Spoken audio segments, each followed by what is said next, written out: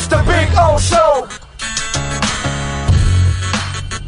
This is the Big O Show. This is the Big O Show.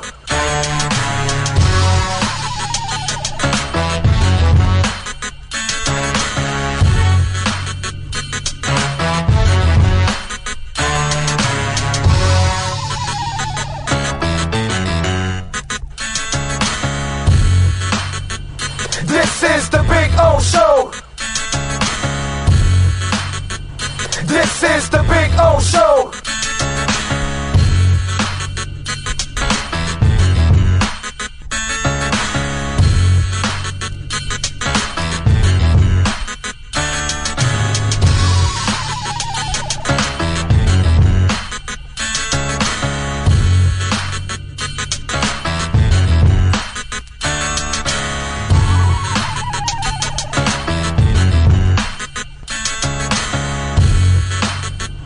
This is the Big O Show.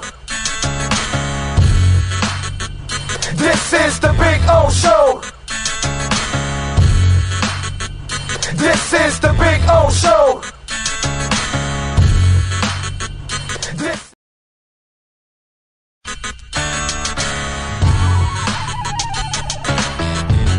So here we are. I wanted to show you the backyard again because we had some trouble last time, but you know, cuttersedgepro.com does some amazing stuff, and there are the boys and the girl. They're having fun. There we go. Right, Maiden? Right, Bono? There we go. They're having fun. I'm having fun. Look at our Sylvester palm. It is beautiful. We got another one in the front yard like that. You can take your home and landscaping to the next level. And the artificial turf, look at that. Look at that. The two dinosaurs going at it, huh? Look at that. I gotta love the dinosaurs. Look at them. They like to bite each other's legs. That's what they do. They play with each other and then they bite each other and they piss each other off. It's fun. One is Bono, which is the one farther away from you, and Maiden. She's the girl right here. She's a badass. That's for sure. So anyway, see the flowers are coming out. Very nice. cuttersedgepro.com, folks. This big tree there will start budding that I'm showing you there soon. It'll have all kinds of flowers. I'll post another video and I'll show it to you. This is a backyard where everybody gets to hang out. Over there in the corner there, I put the barbecue and cook. So that way it's the farthest away from the house, you know. If I light myself on fire or somebody else, we're out in the corner away from everybody. There you go. So you can get some flowers coming out, which is a beautiful thing. And I swear by this artificial turf, it always looks phenomenal. I don't have to cut it. I don't have to water it. And so I'm saving a lot of money, hundreds and thousands in the long run, because I'm not watering or, of course, cutting the grass. And you know, here in South Florida, we cut the grass like every 10 to 14 days.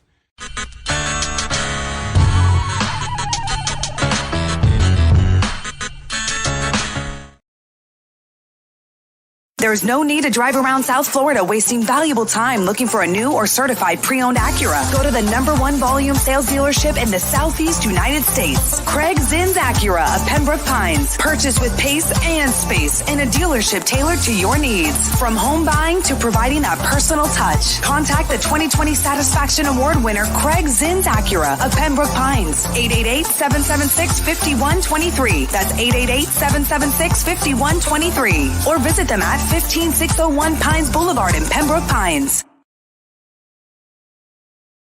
For over 16 years, EJDconstruction.com has provided South Florida residents quality craftsmanship, accurate project management, and exceptional service. That's why EJDconstruction.com is an A-rated member of Angie's List and the Better Business Bureau. When you're looking for the right custom home builder for additions or home remodeling, please call my friend Eric at 305-433-4843. That's 305-433-4843 for EJDconstruction.com.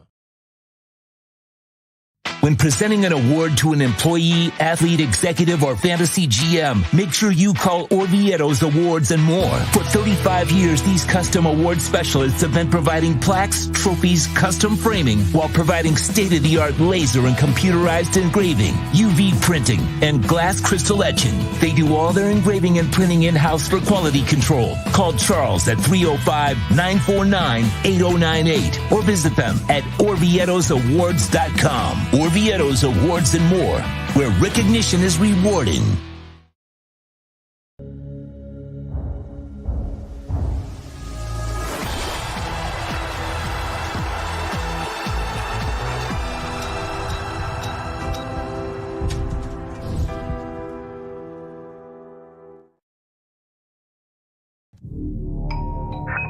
I think I know what this is.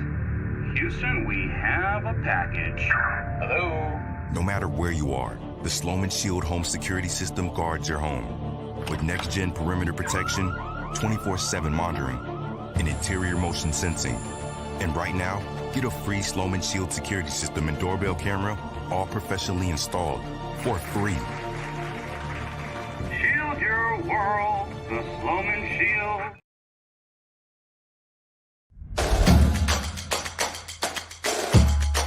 Welcome to Caneswear. New store, new items, same great experience. Family owned and operated since 2010, Caneswear has the latest merchandise from the Miami Hurricanes, Miami Dolphins, Florida Panthers, Inter Miami CF, and more. Come visit us at our store in Davie on University Drive, just south of 595, or online at caneswear.com. Caneswear, the spot Miami fans shop. Welton Rayom has more than 62 years of litigation experience handling insurance disputes.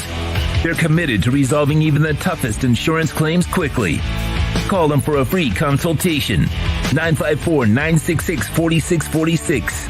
At Welton Rayom, they don't get paid unless you win. Property damage claims to your home, business, or condo as a result of a hurricane. Welton Rayom can help. Water, mold, fire, smoke damage, Welton Rayom can help. Call 954-966-4646.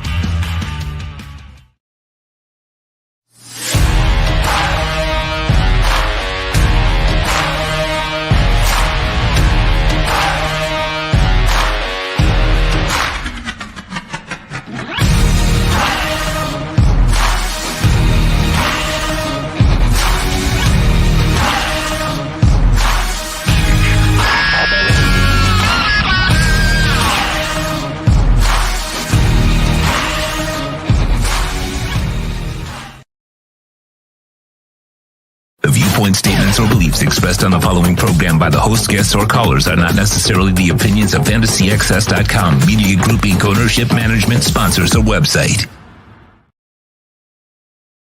When it comes to South Florida sports teams, very few in the media have witnessed, lived, and covered it like the Big O. Let's start the program dedicated to your favorite South Florida teams with a passion that's unmatched. The Big O Radio Show is on. Here's the Big O. All righty. Welcome aboard. Yes, sir. Time to rock and roll on a Friday. You made it. You made it to Friday. How about that? It's a beautiful thing, isn't it? Oh, yes. Got some boys and girls to talk to today on the program. We'll have some fun. We'll we won't have too much crypto talk today, okay? Maybe I'll update you on what's going on with Bitcoin, but we're going to have a crypto show later on, probably early evening by the time I get back, because I have to go somewhere after I'm done here. But probably early in the evening, we'll have a show. So we'll have the latest and gather more of the news that happens throughout the day. So expect a Crypto Bro Show. Remember, the Crypto Bro Show is only on Twitter, Twitch, or Facebook. And the Facebook page is the Orlando Alzugari Facebook page, not the Big O Show one. So those three is where you will find the crypto shows. So we will add one today, okay? I will do one when I get back after I leave here. So we'll have some fun, and we'll keep you updated with all kinds of stuff. They go, do you know Coinbase IRA company is good one to transfer my traditional IRA to? I don't know, Jamie, to be quite honest, man. You know what I mean? I shut down my IRA, and I cashed it all out. I paid the penalty, and I moved it all to crypto. I just purchased the crypto with the money myself. And so and best thing I ever did, because those people were doing a good job, but they were making like $1,000 a year. And the way everything moves, it's just not, it wasn't worth it. It wasn't worth it. I can make a lot more than $1,000 a year in crypto, a lot more. So, it's just ridiculous. And so, yeah, that's kind of the way I did it. Cashed it all out. And then there you go, so as it is. So you'll have to do it on your own. That part I can't help you with, my brother. You know what I mean? I'd love to help you, but I just can't. I kind of did it my own way.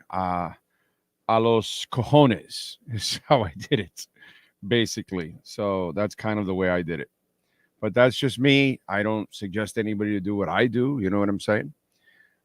It worked out for me perfectly because, I was able, a lot of things that happened for people like me, Brooklyn Rob, that I've known for a while now, Lisa, that I see there. Those of us that got in towards the end of the last bull run, well, we were able to then go through the bear market. And while people were looking at it as hell, if you followed the show constantly, you would know that I would look at it like a brontosaurus burger. I would look at it like, oh my God, we're going to In-N-Out again. It was just one of those things that was just delectable for me. And so a lot of us were able to hit the real bottoms. You know what I'm saying? Like a lot of people that are getting in now, they're getting a good price now. They're going to make some money, but they're not going to make as much as some of the other people that actually really stuck through the bottom of the bear market. And then those are the people that are going to, make it better. And so that's kind of part of the process throughout this whole thing. And that ended up being good for me because I got out of my 401k right at the end of the bull run. And then we went right into the bear market and the pandemic and all that. And really, it became a blessing. Just like getting Tesla at $105 or something when it went down, whatever, all those kind of things. And so it's kind of timing for me that ended up working out as I started learning about crypto. So that to me, that part on the transferring of the IRA, I can't answer that, my brother. I wish I could, but I am not prepared to answer that. I tell you guys this all the time. I have no problem telling you I don't know something. Okay. But if I think I know it, I'm going to fight you to hell. Steven Gonzalez is in the house. Steve Chapman in the house. Brooklyn Rob. Thank God it's Friday. Profit taken on Bitcoin. Maybe another buy opportunity. Would like to see it come down a little more. I don't know, man. I don't know. There was one exchange already that it's at its lowest. They don't have people. They're running out of Bitcoin. They're running out of Bitcoin. It's, there's going to be a day where we're going to have that God candle and it's going to go up $10,000+. And people are going to freak out. And, I think the retail, the FOMO, the average person is probably going to get triggered after 70, 75. After it passes the all-time high and it starts getting into closer to 100, I think that's when the retail, like, oh, maybe I should buy some, that kind of stuff. So morning, he made it respectable last night, but the same issues that were affecting Miami against Denver in the finals were seen again. Let's talk about the game last night. Last night, the Heat lost to the Nuggets 103-97. I did not lose. I won. Okay. I won. So I took 10.5 points plus 10.5 points. And then when Jamal Murray got injured, I go right to the Hard Rock app. I'm putting more money on the Heat, and it was at plus 8.5. Have you ever, if those of you that use a Hard Rock app, have you ever tried to make a bet, right? And then you hit it to highlight it, and then you put your money, and then when you hit the place to bet, it doesn't let you because it's in the middle of updating the line, and usually it goes the other way, and you're like pissed because you lose a point or two, and you're like, no, I'm not making this bet now. You know what I mean? So I go, oh shit, they picked up on the Jamal Murray injury. It's going to go down. It went to 9.5. And I said, well, let me put a couple extra more dollars on this because I already had it at 10.5. And I go, the Heat will keep it close. If they can't win, I know they're going to give an effort. You know what I mean? And they gave an effort. And so, yeah. And listen, to me, I came out golden yesterday. Okay. Like I told you, the live line, there's nothing, it's about value, ladies and gentlemen. You have to get something at value. Like I told you, I think to a plus 2250 for the MVP is value. I took it, you know. Anyway, so yesterday, I'm going to tell you, Bam, you want to win in these kind of games, you can't shoot 8 of 18, dude. He is, for being a big man, he's really not efficient enough. He should still be shooting at a higher percentage. And he doesn't. And by the way, he missed stuff even around the basket. Jimmy Butler right down the stretch missed 2 key free throws and 2 bunnies, 2 layups, dude. One of them was like super easy. And it's like, how you can't do that kind of stuff. And then Terrible Terry, at one point or another, bro, you got to understand it's not your night from 3-point range. He shot, was it 4 air balls? I don't know if you stayed up for the whole game, Sean. It was 4 air balls from 3-point range. I believe it was 4, 3 or 4. If I'm wrong on 4, it was 3 air balls from 3-point range. And I know I hear Reggie Miller talk, well, maybe he's not getting lift because of the leg injury or whatever. But you got to be smart enough too as a player to, hey, facilitate. There's some other guys there that shoot better than you. Let them do it. By the way, Duncan Robinson, just wow. Just wow. That's all I got to say about Duncan Robinson. Duncan Robinson has just grown up and has turned himself into one heck of a player.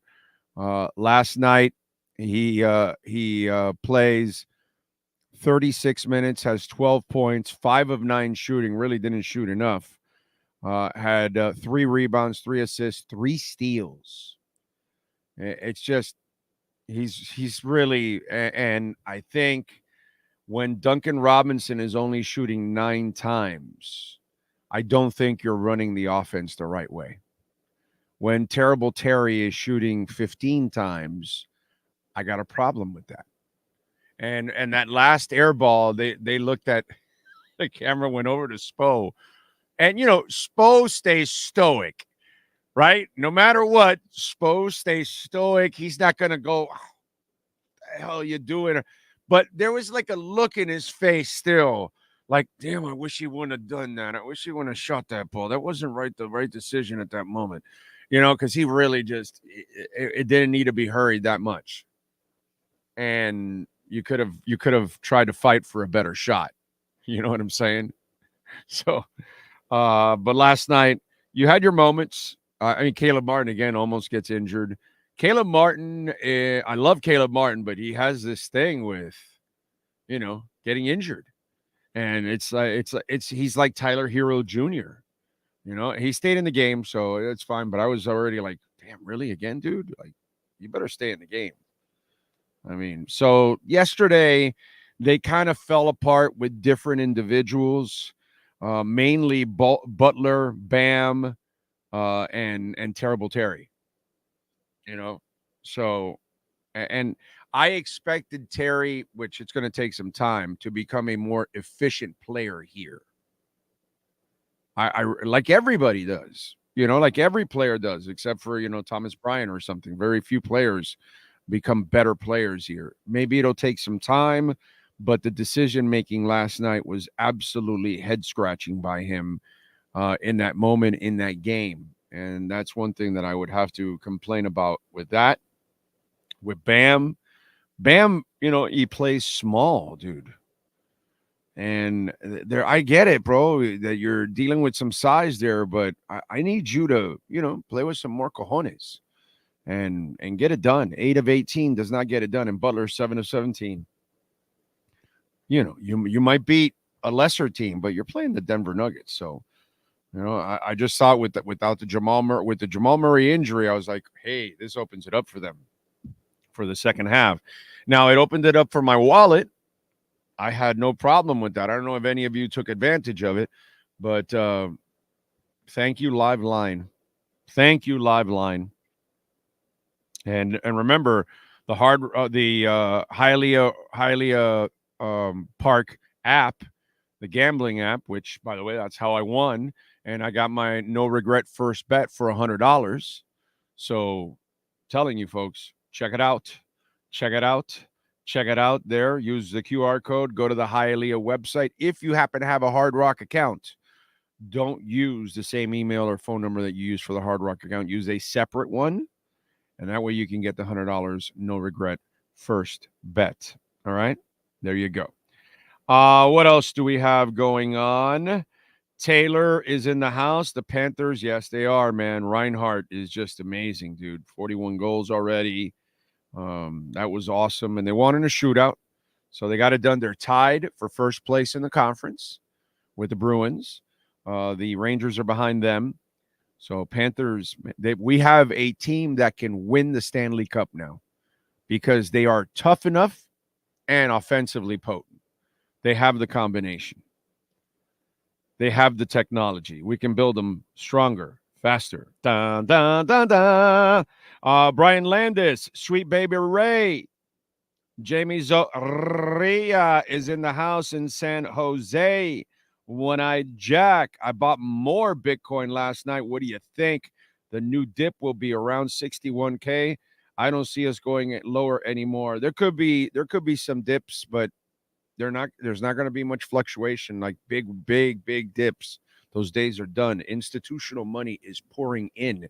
Today, the ETF in Brazil kicks off for BlackRock. So yeah, this is, I don't think people really, the problem is that most people really don't understand what's happening.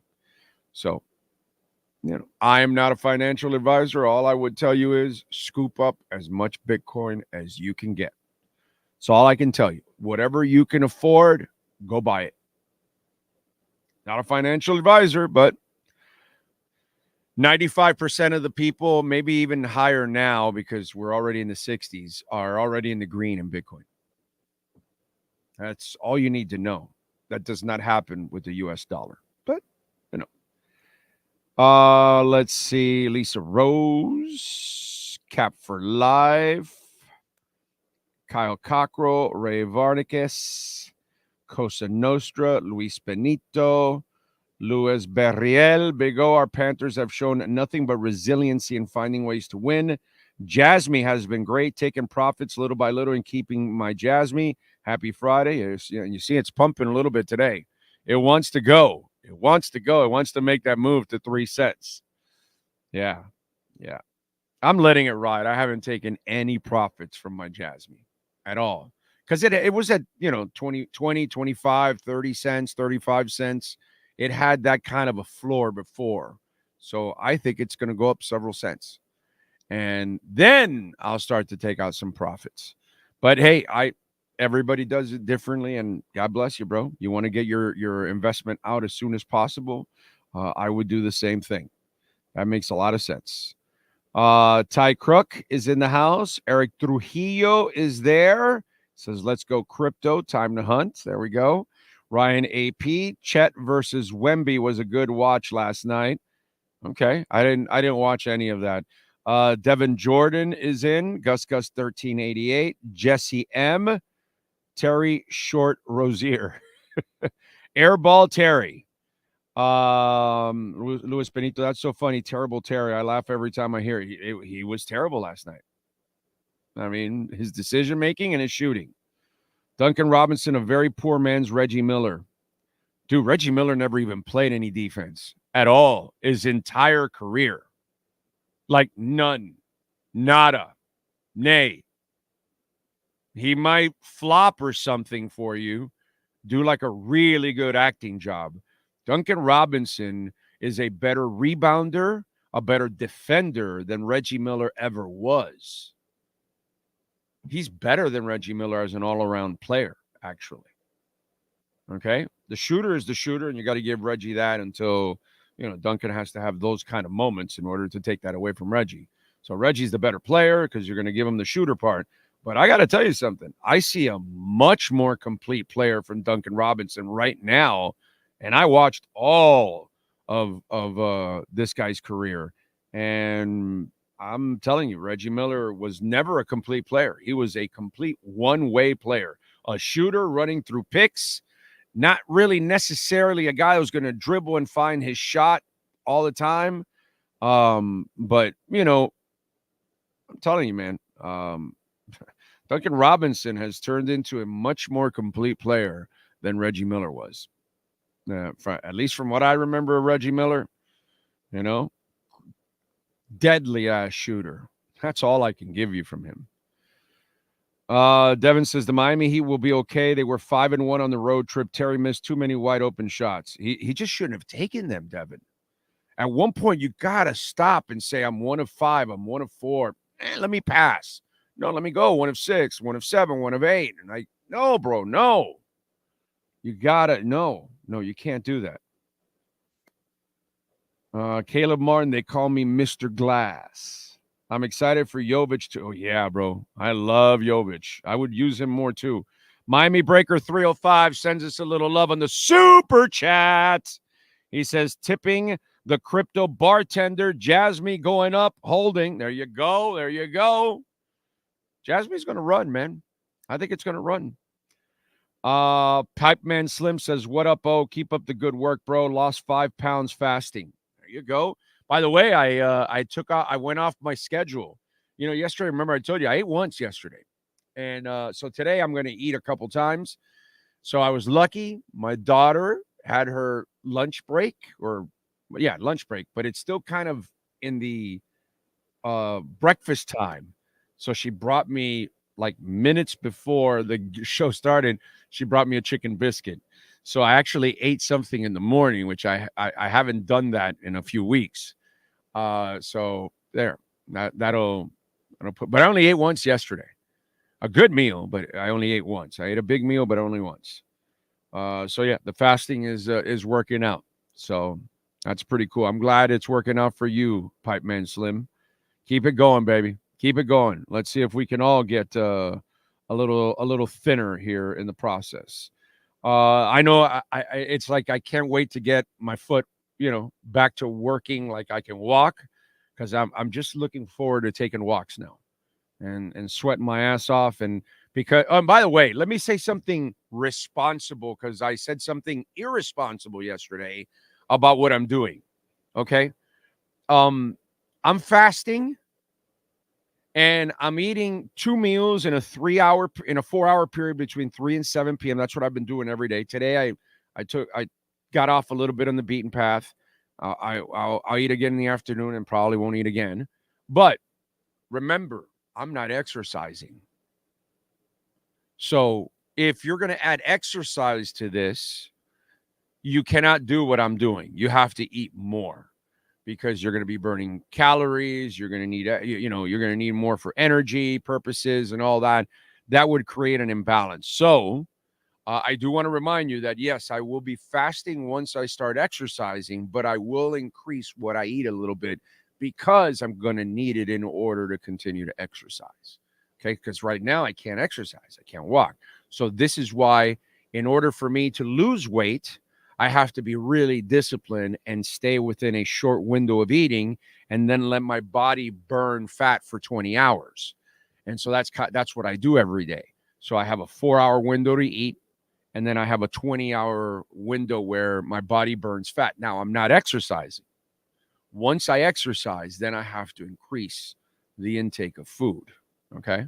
So just to make sure, let's be, level-headed on this thing, okay? I've done this before. I've lost 50, 60, and 80 pounds 3 times. I've done it. I can do it.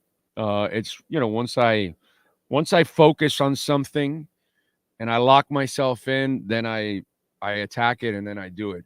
But my problem is, same problem a lot of people have. It's taking it off is tough.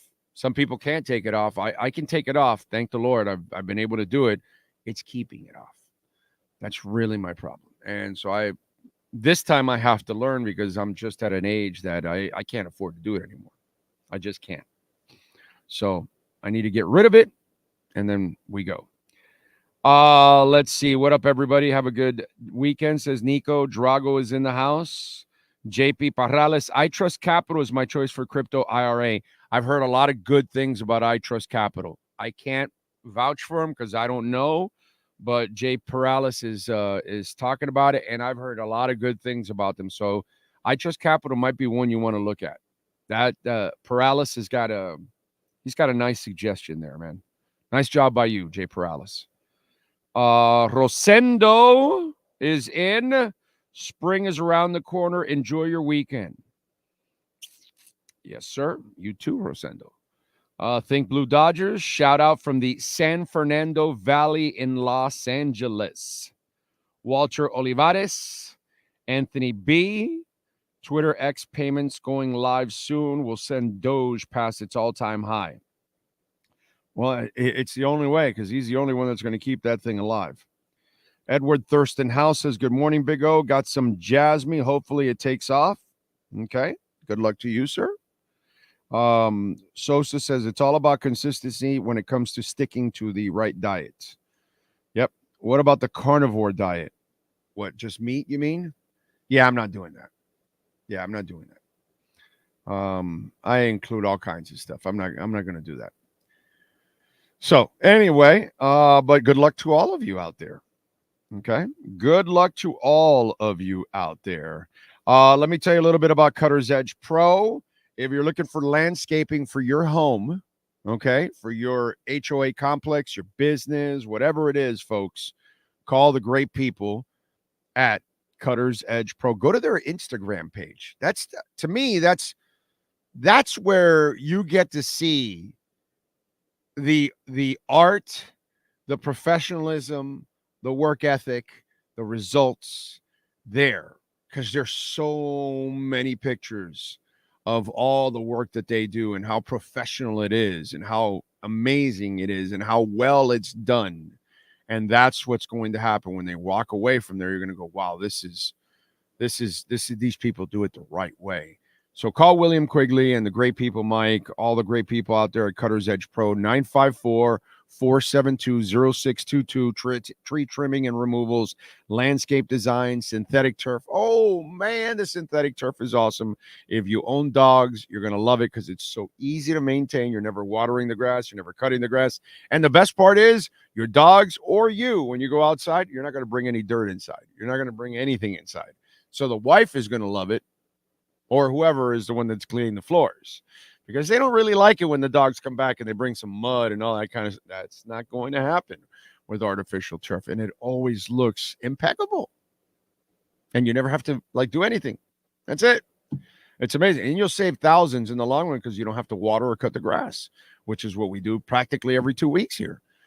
So go to CuttersEdgePro.com. You can go to the website, go to the Instagram page, and you'll see. And you'll experience the same thing we did already. You'll experience excellence because that's what you expect. CuttersEdgePro.com. Boom. Let's see. Good morning, and Sean, Lenny Pena. Thank you. At least our Heat didn't get blown out. We hung with the defending champs. Yeah, they did a good job yesterday. They hung in there. Chia seeds grow by 27%. Eat them 3 times a day. 81% more of the same amount of food. My latest attempt. I hope it works. Chia seeds. Are you trying to become a chia pet? Chia. Is that what you're becoming a chia pet, man? Chia. Is that what's going on? By the way, David Furonis is set to join us at 10:30. And by the way, we did have the third quarter yesterday with the Heat. It was the third quarter. That was not good. That was not good when Porter took over. When he scored 12 points in that quarter, something like that. He was on fire. Anyway, what else do we have going on? Oh, and we have Manny Navarro at 11 o'clock also. So a couple guests for you. Oh, any Dolphins news? How come they haven't done anything regarding Baker? They're in the combine right now, bro. They're not going to, there's time to do everything. And there's an injury settlement that has to come with that too, because he's injured. So those kind of things, when they come back from the combine, you'll get more of that kind of news leading up to the free agent and the free agency and the start of the league year. So you'll see more of that now after this weekend, starting next week. You'll see more of the cuts right before free agency. So expect that. We'll find out more. This is where we can – the good thing about next week is that we get to start to talk about something like, there's too much garbage out there. People are talking about stuff that doesn't make any sense whatsoever, and it's not even legit. I'm looking here for the – here it is. Here it is. I knew it was in my notes from a few days ago or a couple of weeks ago, actually, from the 20th.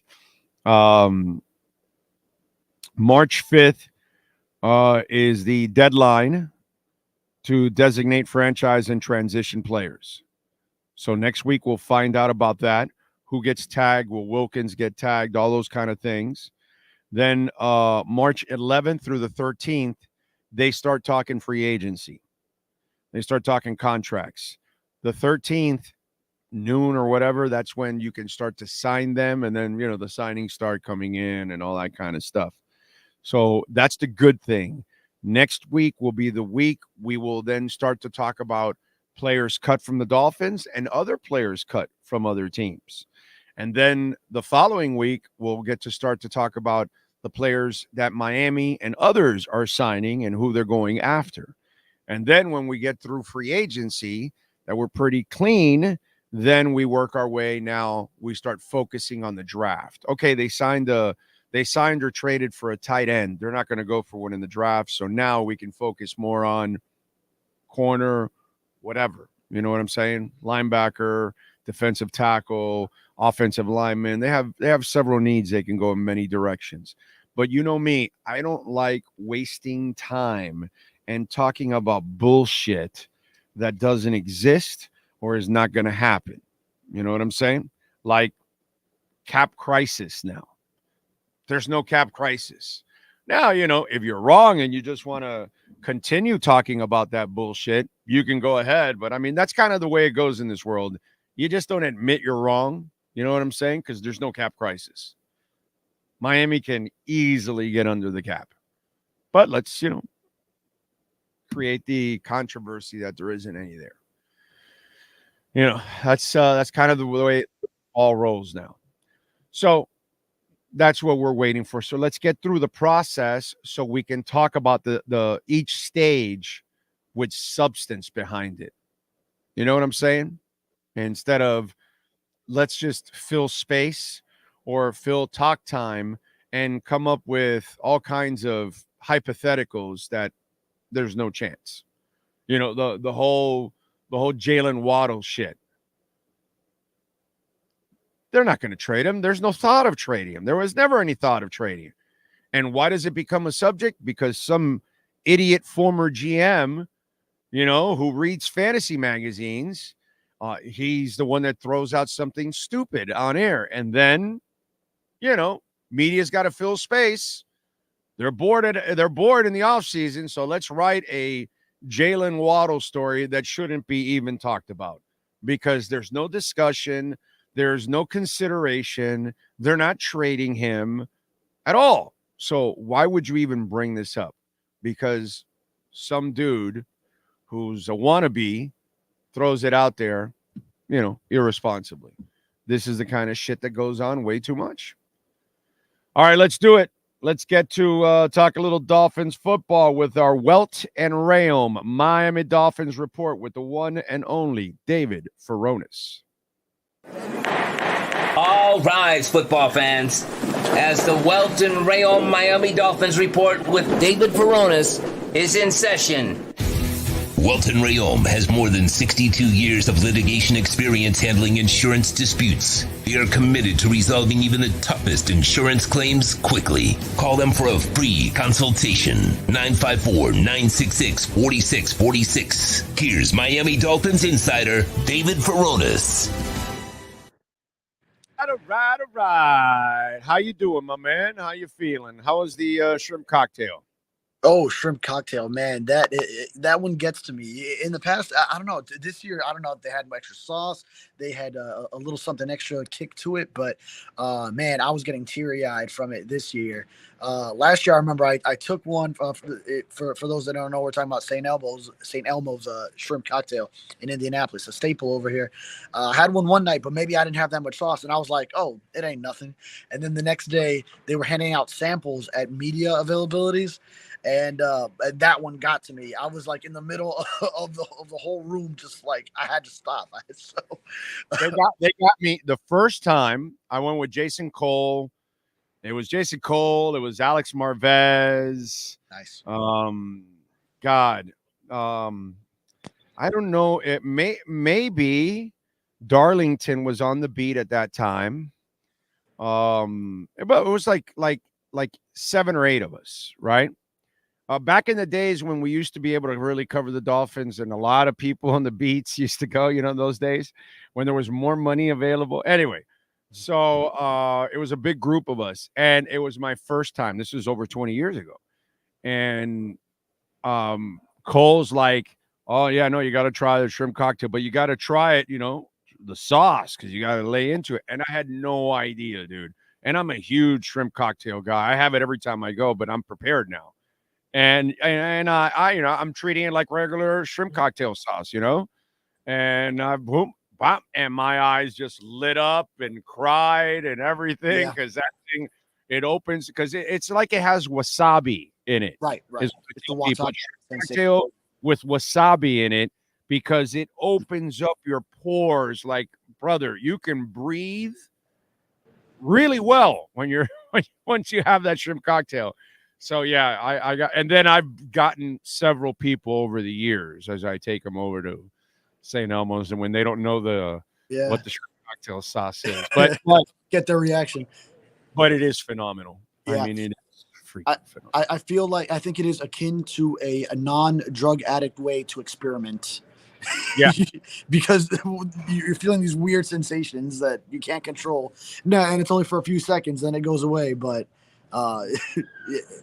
it's, by the way, you do know that right down the street at Izzy and whatever, it's Harry and Izzy's. Ate dinner there last night.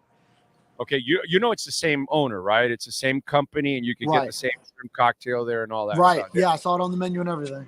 Yeah, because I tell people sometimes, hey, man, if you don't want to make the line and go through all the craziness, and maybe it's a little bit more expensive what you're going to buy there, just go to their sister, restaurant, and you can have the same shrimp cocktail, and it's probably a little cheaper, actually. So I'm pretty sure, draft week, you need a reservation because those places are packed all dinner times.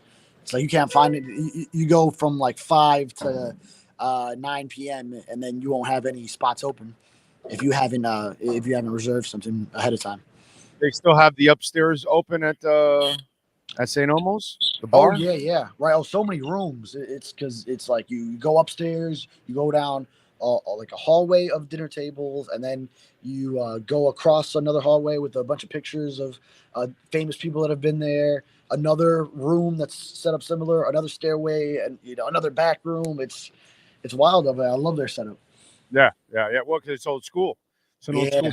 You had to build it. You had to build within it that way because it's just the way it is. It's like buying, a house in Little Havana. You're going to have closets about this size.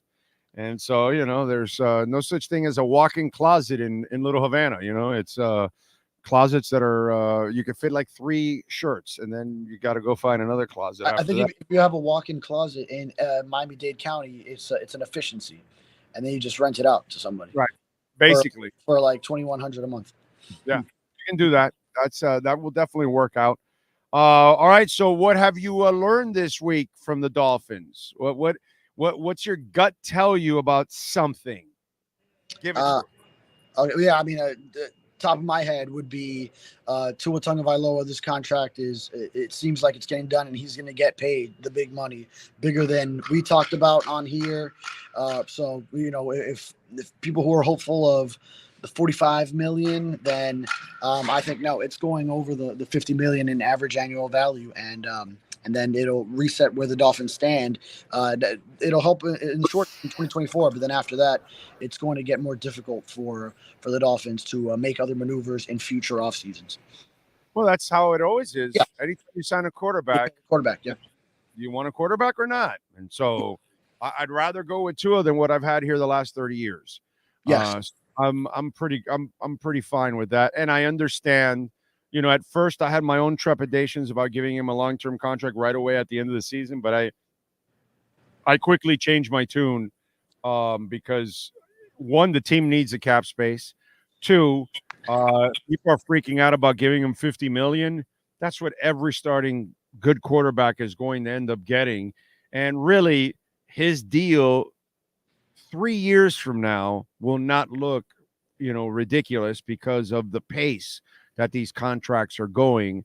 It's only going to get, it's the same thing we used to say about Goran Dragic's contract when they first signed him, that kind of stuff. And then after you realized, oh, really, 2 years in, you're like, oh, yeah, no, the market is way ahead now. So the Heat was ahead of that. And I think that's what's going to happen here. You're not paying him like the top quarterback in the NFL, but you will pay him a pretty penny because it goes comparable with his stats to Justin Herbert's stats. You want to compare him? They gave Justin Herbert the money. Why aren't you going to give him the money? Right. You know what I'm saying? He wins more than Justin Herbert. So what the hell? He wins more against Justin Herbert, by the way. Isn't he 2-1 against Justin Herbert? Mm-hmm. Okay, so if you gave Justin Herbert the money, and if you're giving, Kirk Cousins the money, and if you're giving all these other guys, why aren't you going to give Tua? That's what the agent's going to say. But listen, this conversation is only dictated by one thing. If you weren't a believer of Tua, you're the one that's going to be complaining about the contract.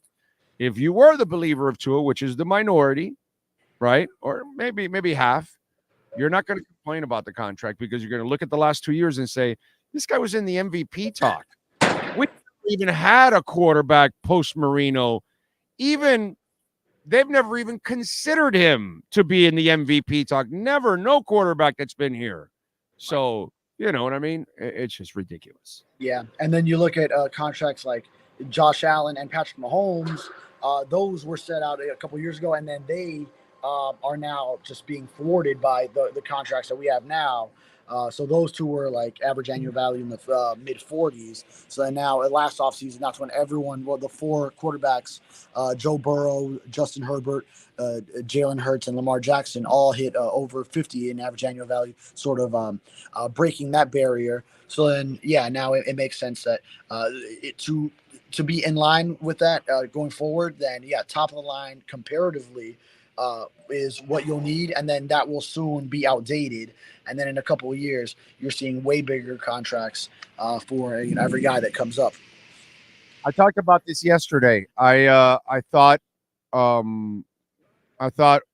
Greer sent everybody a message.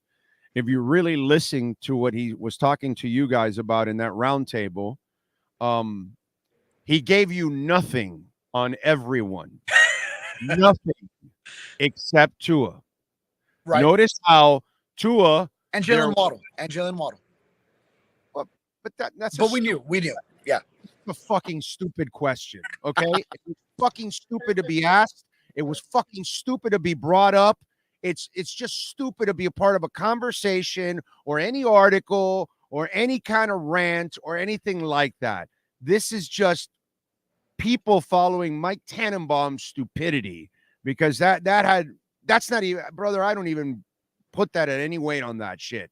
So really, he told you there's urgency. He wants to get the contract done, hopefully before before free agency or the draft. He said, I think before free agency, right?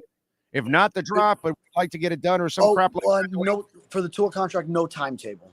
So he didn't have a timetable on it. But all right, he didn't have a timetable, but he said that it's something that we'd like to get done or whatever. Oh yeah, this offseason for sure. They want to get done. Exactly. Yeah, they don't want him to play on that 5th-year deal. Right. They didn't say that about Rob Hunt. They didn't say it about Connor Williams. Right. They didn't say that about no other player whatsoever. And then the other thing is, he didn't say, if you're expecting Chris Greer to ever shit on a player on the way out, he's never going to do that. So the whole X thing, yeah, of course, no, hey, you never close the door. Of course you don't close the door, because if he wants to come back on low-hanging fruit, they'll bring him back on low-hanging fruit. You know what I mean? So, to me, he was typical Chris Greer. He told you nothing, but for one player, Mike McDaniel sent the message, Chris Greer sent the message. Tua's here to stay. Everything else is pretty much in the gray. You don't really know. You and I can guess. Rob Hunt is coming back. No, they're going to let him go. Whatever. We can argue about that kind of shit. But the Tua stuff, is that how you read it too? Nothing on anyone else, but Tua, you knew exactly what's going to happen. Yeah, the only others. Now the X comment was interesting because it wasn't even something on my mind right as the release is happening. Oh, and we'll be willing to bring him back. So that was interesting just to hear him say that. I know what you're saying, that then it would be a low hanging fruit situation where he finds out. All right, the market. Dude, they'd be willing to trade for Jonathan Taylor. They'll be willing to sign Dalvin Cook. They're willing to do all those things. Mm-hmm.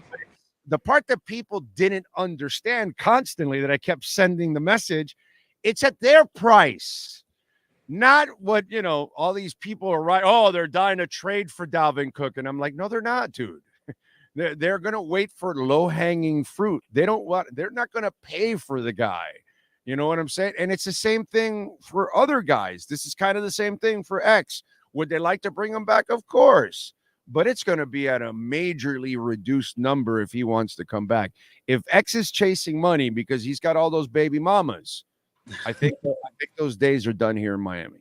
But as far as Tua and the original question, I think that just speaks to how they've always wanted to instill that confidence, especially since Mike McDaniel got there. But then even the offseason where they were hiring a head coach after Brian Flores, it was all about the confidence. And I think that's what made Mike McDaniel, or one of the aspects that made Mike McDaniel such a formidable prospect for the coaching job in that search that year, was they knew he would go about it this way.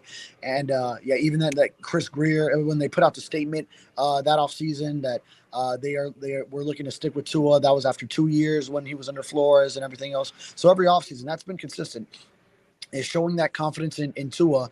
And then, you're right. Everyone else, it's kind of, it's up in the air, things like that. And although, except, Tyreek Hill, a world-class talent like him, and you're dealing with you're putting up with a bunch of off the field incidents as well.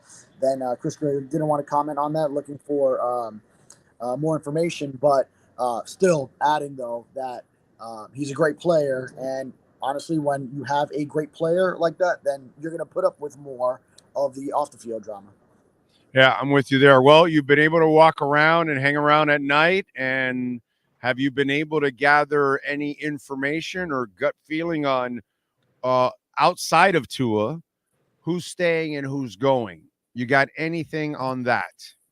Who's staying and who's going? Well, man, I found this is stuff that I can't put out there, but I was told very off the record. You mentioned the Jonathan Taylor trade talks, and I found out an interesting player from the Dolphins was potentially in the talks but I can't name them. I can't do it. And I don't have enough sourcing on it to back it up. It would just be a rumor at this point. But it's something I can't fully go and put out there. But it was very interesting to hear. And then I know you want to know about Derrick Henry. I mean, I'm hearing the Titans are going to try to do whatever they can, but it's going to be tough. That's all horse shit. They know they have work to do there. So he's gone. He's gone unless they tag him.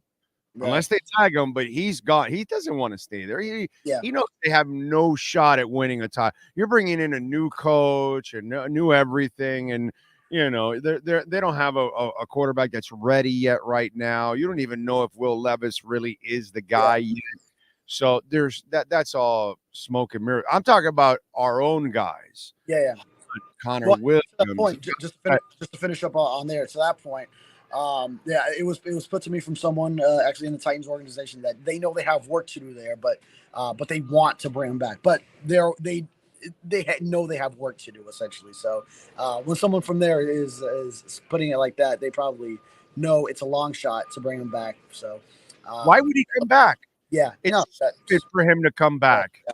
It's ridiculous. Why? Just because to finish out your Titans career? No, dude. It's you gave them the world, bro. You have carried that franchise for years now. You know what I'm saying? It's time for you to go somewhere where you're complimented, where the quarterback compliments you. He's never had a quarterback that compliments him, and that's his problem. He has to carry the quarterback in the entire offense. He needs to go somewhere where they actually have a quarterback. Yeah, you know, in a real offense. And that's why I think Miami, but I'm saying Rob Hunt and some of these other guys. Yeah, I mean, nothing that has shifted where I've stood on them. I mean, I'm still thinking Christian Wilkins. I'm leaning towards yes. I know. So we have sort of that, maybe we'll call it a playful bet up where you've been on. No. The extra money now in the cap, I think there's a good chance now he gets tapped. Yeah. That's a big. I stand by my. If there wasn't the extra money, I would stand by my statement that he's gone. Yeah, but because of the extra money, when that happened, I told Sean actually asked me that moment it happened. I said, you know what? Now the Dolphins are going to pull the dick move. They're going to tag him because again, I'm not in the cap crisis hell department that some of you media guys are in. I'm not into that. Miami's cap is very manageable this year. It's so manageable that what happened with the cap, now I feel they can actually tag them and still do whatever the hell they want to do. So to me, I think now, because unless you're convinced you can replace him in the draft, unless you're convinced you can replace him in free agency, you're better off just tagging him if you can keep him under the space for 1 year and then move on from him. And then you can prepare.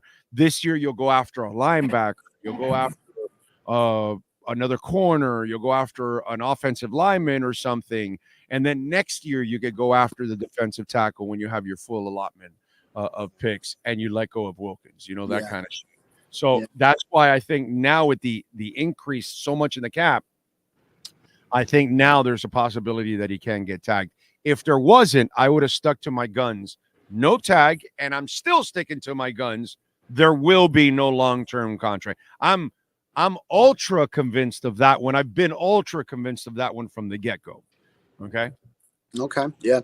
I think that's fair on Christian Wilkins. So I'll give you that. I'm not going to call you out for flip-flopping. I think that is a fair assessment in changing your opinion on that. And then previously, so not too much as far as maybe shifting my opinion on what we've previously stated on all the guys. So if that means Rob Hunt, because I've always kind of felt one and not the other between Wilkins and Hunt, but there is the extra money that you're speaking of. So that could possibly, I would have to do all the calculations, but if there is a way, then maybe Rob Hunt could still stick around, but I've kind of felt it's going to be tough to bring both. So if Wilkins is one, then I would say Hunt as the other. No, I think Andrew Van Ginkel is just such an important piece. And especially Greer spoke about just the uncertainty at the edge rusher position, and that we all know. And I think the Dolphins have to operate this way in this upcoming month. And at top of the list would be to bring back your own guy that you know and you are comfortable with. And of course, there's the question of Jerome Baker. And so Greer said that the new defensive staff will basically have their say in bringing him back. And financially, the prudent move would be not to at the price he's at. If he can come back on a much cheaper deal, shake him down, then I think that would be fair. But something's got to happen there on Jerome Baker, of course. Oh, he's gone. It's just, but you have to have an injury settlement there, correct? If I'm correct. Well, he has no guarantees for 2024, so. But because he's injured, I think there has to be some kind of an injury settlement, right? The waive an injury settlement. Huh? You're saying, yeah, the waived with an injury settlement. Yeah. So they have to. That's why I think you're not, because somebody asked me, hey, how come the Dolphins haven't made any moves? And I said, that's because you got to wait till after the combine. Next week now, you'll start seeing the cuts, and we'll get, as they position the following week for the start of the league year and free agency and all of that. So you're expecting the cuts and everything to happen next week, you would imagine, right? Yeah. And also they have to get under the cap by the start of the new league year, March 13th. So, and the Xavier Howard money doesn't help in that regard either, because that would be a post June 1 cut. So money doesn't hit until June 1. So they still have about $29 million to get under there. So a lot of restructures to the high priced contracts that they're on the books for, converting base salary into the prorated bonuses, spreading out to hit. That'll go a long way too in getting them to that number. What? They only have one franchise tag they can use, correct? Right. Is it worth using the other tag on either Wilkins or Hunt? You say, wait, the other tag? The transition tag, whatever? The transition tag. Well, then you leave yourself open a bit more, as opposed to where if you just franchise them, and it's a I gotta look at the numbers, but I think it's like a $3-4 million difference in Wilkinson's case, as far as what you save. But then I think Wilkins, another franchise would probably go give him the money he's looking for in that regard, and then you would have a right of first refusal and to match, but you would leave yourself open then, and someone on the market would probably give Wilkins what he's looking for. Yeah, because I would think you wouldn't do it with Hunt, because then somebody definitely will scoop him up right away. Yeah. Wilkins, still, it all depends if you feel he's worth it. To me, I don't feel. Do you feel he's worth big money? You're saying Hunt or Wilkins? No, not Hunt. Wilkins. Yeah, big money as far as you see. I wouldn't go top of the line like the elite defenses. I want to go just a nudge below, similar to Tua. He wanted Williams money last year, dude. Right. He wanted Williams money, so he got sacks this year. So that's why I'm asking you. He's going to ask. The bar's only moving for him when he got those sacks. So that was the thing that was holding him back in negotiations last offseason for sure. Is that every other big defensive tackle that had gotten their big contracts, their big money, they had the sacks to go with it. And Christian Wilkinson's previous career high was a 4.5 sack season. So he didn't have that interior pass rush on his resume. And then he doubled that high with 9 last season. So the numbers that end up talking, even though, as you've stated, a lot of them were sort of some gimme sacks and, not in the big games. But at the end of the day, it's the number that's there. Yeah, no, I'm with. Hey, listen, here's my reasoning. I'm not giving you top of the line money. I give top of the line money to people that you have to game plan for. Nobody game plans for Christian Wilkins. Nobody. And so to me, if you're not the guy they game plan for, then I can't give you that kind of money. You game plan for Tyreek.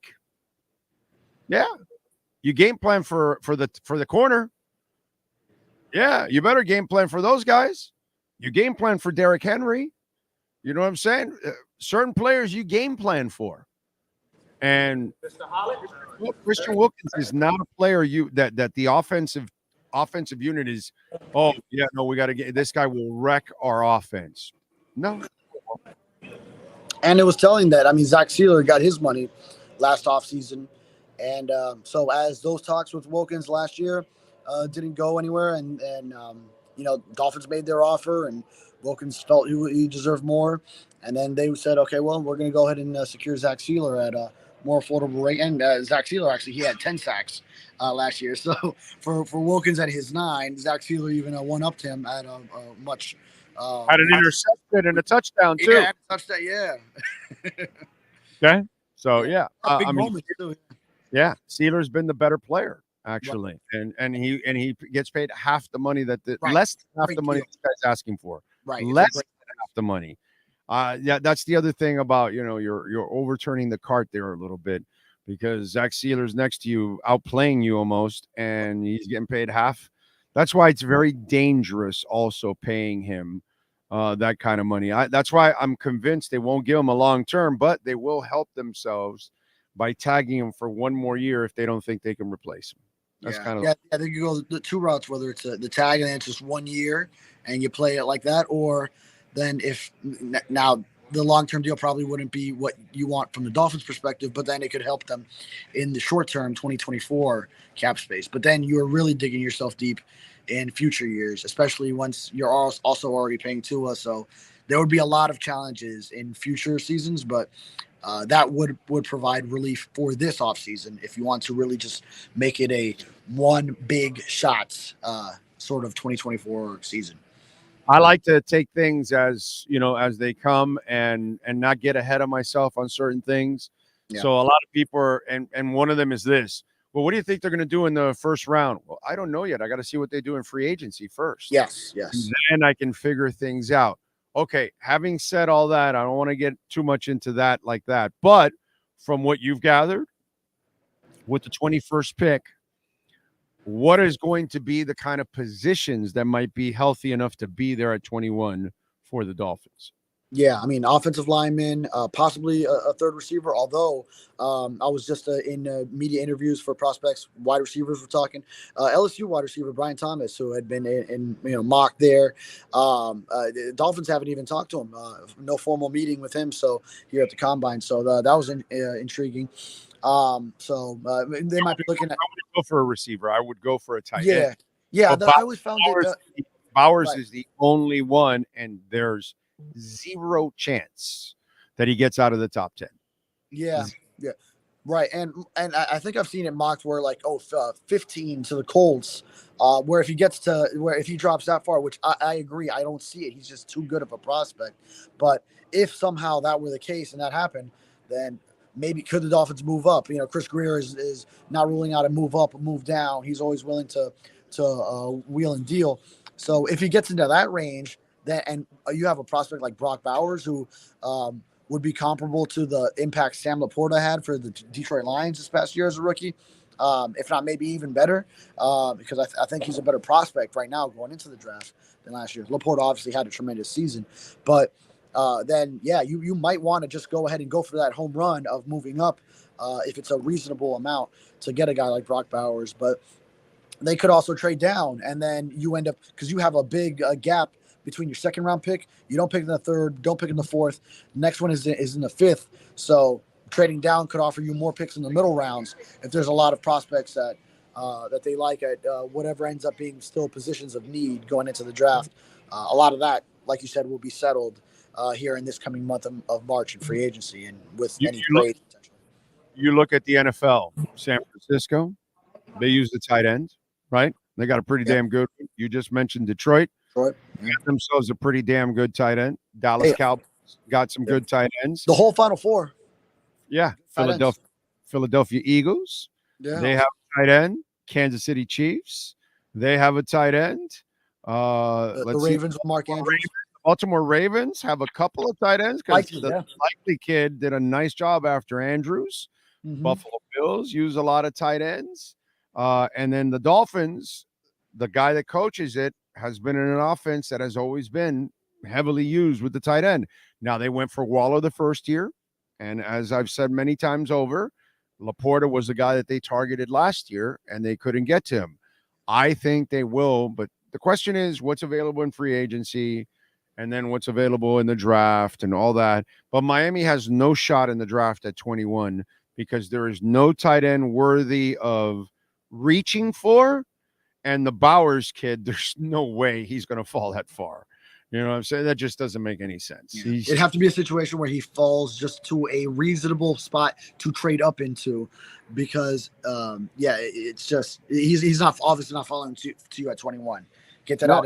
It's a position in their mind, and it's an important position in the NFL nowadays. Yes, the better offenses have a very productive tight end part of it, and I know the Dolphins want one badly.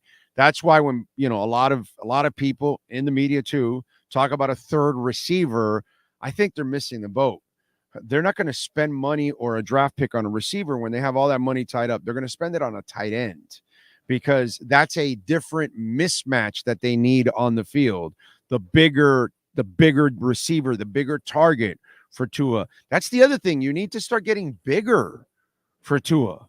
You can't keep it. It can't be the Oompa Loompas playing on offense all over the place. You got to add some size, bro. Gesicki was good to high point, yet McDaniel was ignorant enough that he couldn't work him into the offense. You have to find a way, Chase Claypool, whatever it is, but you need to add an Oronde Gadsden type of, effect to this offense. And the position that you can do it in is at tight end. And so that's why, to me, tight end will be a priority this offseason. They have to find a way to get a tight end.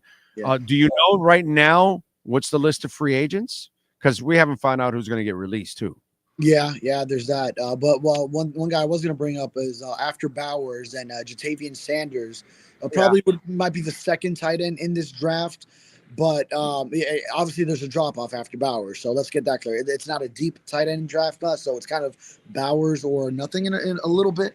But Sanders is a 6'4" guy, receiving guy. He can block when he's out on the perimeter, so that could be good for the wide zone scheme.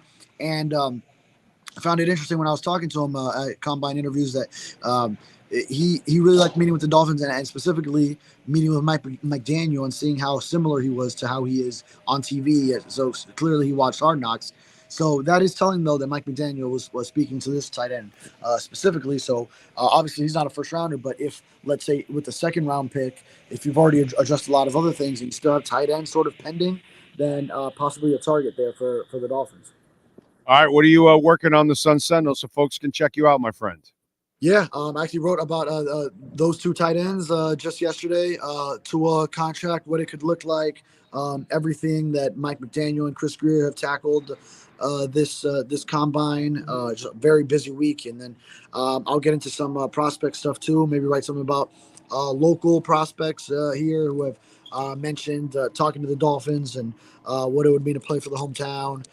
There's a lot of those, as there always is, because South Florida produces a lot of talent. So trying to also get some of the prospect stuff in there too, because that's going on at the combine. But we've all obviously tackled all the big build up to free agency headlines and everything Chris and Mike were talking about this week. All right, follow him on Twitter at David Furones _ and subscribe to the South Florida Sun Sentinel. David, as always, thank you, my brother. Have a fantastic weekend and safe travels. Thank you. You got it. There you go. The great David Furones. And, of course, Welt and Rayom. Folks, come on, man. Let me tell you, I don't know if you know, but the new rules that DeSantis put together with the insurance companies and your home and all that kind of stuff, he gave the companies the advantage, not us. He put us at a disadvantage. And the key now is that you hire the best lawyer possible. If you hire a crappy lawyer, you are not going to be in a good position. So you want to get somebody that is going to get the most for you. Please call Welton Rayom. I saw it firsthand. They attacked Progressive and freaking crushed them. And Progressive was not willing to pay what they were supposed to pay in order to fix our wall. And Welton Rayom brought them to their knees and got them to pay. And they've done it for other listeners here on our show. Several listeners, by the way, even one in Orlando. So call them. The consultation's free. So if something happened to you, bankruptcy, homeowner property damage, condo damage, criminal defense, business owner claims, commercial litigation, personal injury, and you're not sure if you have a case, but if you don't ask, you'll never find out. And the consultation is free. 954-966-4646. Call Jeff Welt right now. Jeff Welt and Daniel Rayom. They know how to get it done. They're in Hollywood, and they service everywhere, man. So call them 954-966-4646. This has been another session of the Welton Rayom Miami Dolphins Report with David Furones. At Welton Rayom, they don't get paid unless you win. They handle complex personal injury claims caused by the fault of another in both state and federal courts. They handle auto, trucking, motorcycle slip and fall, and bicycle accidents. Call 954-966-4646. Welton Rayom can help. Thank you. Let's see. What do we have here on the chat board?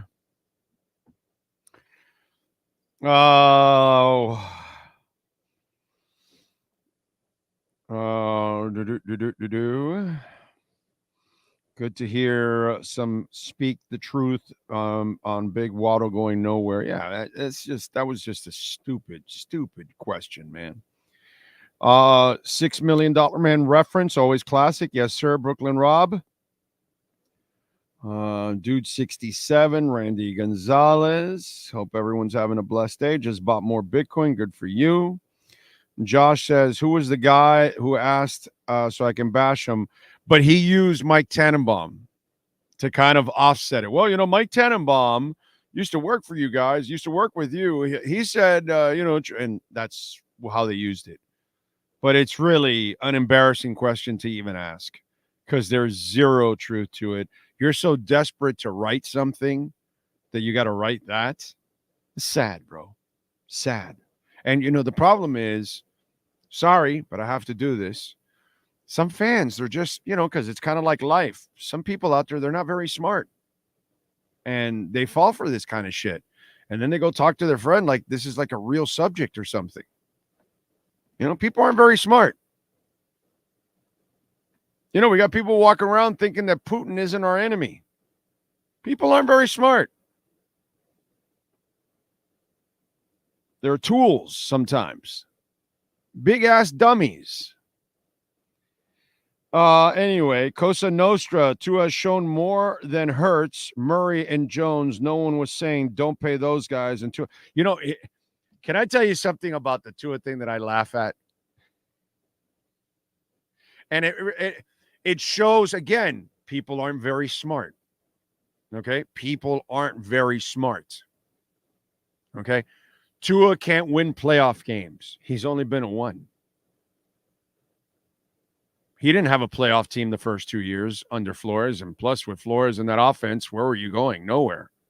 It's a miracle you got to 9 games with him, with Flores, considering what Tua was playing behind at times. Then the third year, he was injured. So 1 year. Meanwhile, Lamar Jackson's been going to playoffs for like 6 or 7 years, and he barely wins games. And when he does, it's, a shitty team, a young team like he did this year with Houston. It's funny. It's hilarious. You compare him to other guys that have been doing it for years. It's just one time. One time, one game. That's it. That's all he's had. He hasn't had 4, 5, 7 trips to the playoffs. One. That's it. It's the dumbest thing in the world is to say Tua can't win playoff games. He's only been in the playoffs once. That's it. You can't measure anybody on one trip, one game. You can't say he can't win playoff games. Lamar Jackson can't win playoff games. He goes a lot and barely ever wins. That's a guy that can't win playoff games. Yes, sir. What do you got, Sean? Manny Navarro's in the waiting room. Oh, I'm sorry. Oh, you know what? I didn't have the screen up. My bad. Sorry, Manny. But anyway, that's the thing that's kind of ridiculous about it. Let's wait till he goes 2 or 3 more years, and if he doesn't win, now we have, a track record. But you sound incredibly stupid when you say he can't win playoff games. He's only been in one once, you idiot. Our number 2 is next. Manny Navarro starts it off with our Canes Wear Miami Hurricanes report. The viewpoint statements or beliefs expressed on the following program by the host, guests, or callers are not necessarily the opinions of FantasyXS.com, Media Group Inc. ownership, management, sponsors, or website. If you're a Miami sports fan, there's only one store to go to, and that's Canes Wear at Miami Fanwear in Davie. They're your one-stop shop for all your inner Miami CF, Canes, Dolphins, Panthers, and Marlins merchandise. They have hats, t-shirts, game day jerseys, and so much more. Located at 2655 South University Drive in Davie, and open 24/7 online at caneswear.com or innermiamiwear.com. Call them at 954-835-5597. Caneswear, the spot where inner Miami and all Miami sports fans shop. Time for Canes fans to get what they want. Information, insight, and perspective. It's the Canes Wear Miami Hurricanes Report with Manny Navarro. Exclusively on the Big O Radio Show. Here's Big O and insider Manny Navarro. All right. Sorry about that, bro. I didn't have it's okay. On I have to have I have the iPad, but the iPad doesn't have the people on hold. It's the live with StreamYard, and I didn't have it. I had another page out there. My bad. It's okay, dude. I thought maybe you had typed in. You meant to type in 11:30, and I was like, oh, maybe he's just. No. That's my screw up. I always take responsibility. When I know you do. I know you do. No problem with that because I'm human, and I'm going to screw up as always. It's kind of like not kneeling in a game. You're going to screw up. Shit happens. Exactly. So is new on the Hurricane front this week because we got practice coming up. Yeah, we got practice starting on Monday, so we'll get a chance to start seeing Cam Ward in action. I'm interested to see what Shannon Dawson does with him. One thing about Cam Ward is, he was the leading rusher at Washington State, ran the ball 120 times, more than anybody else on his team. He threw the ball a ton. Washington State barely ran the ball. That's going to be different with Mario.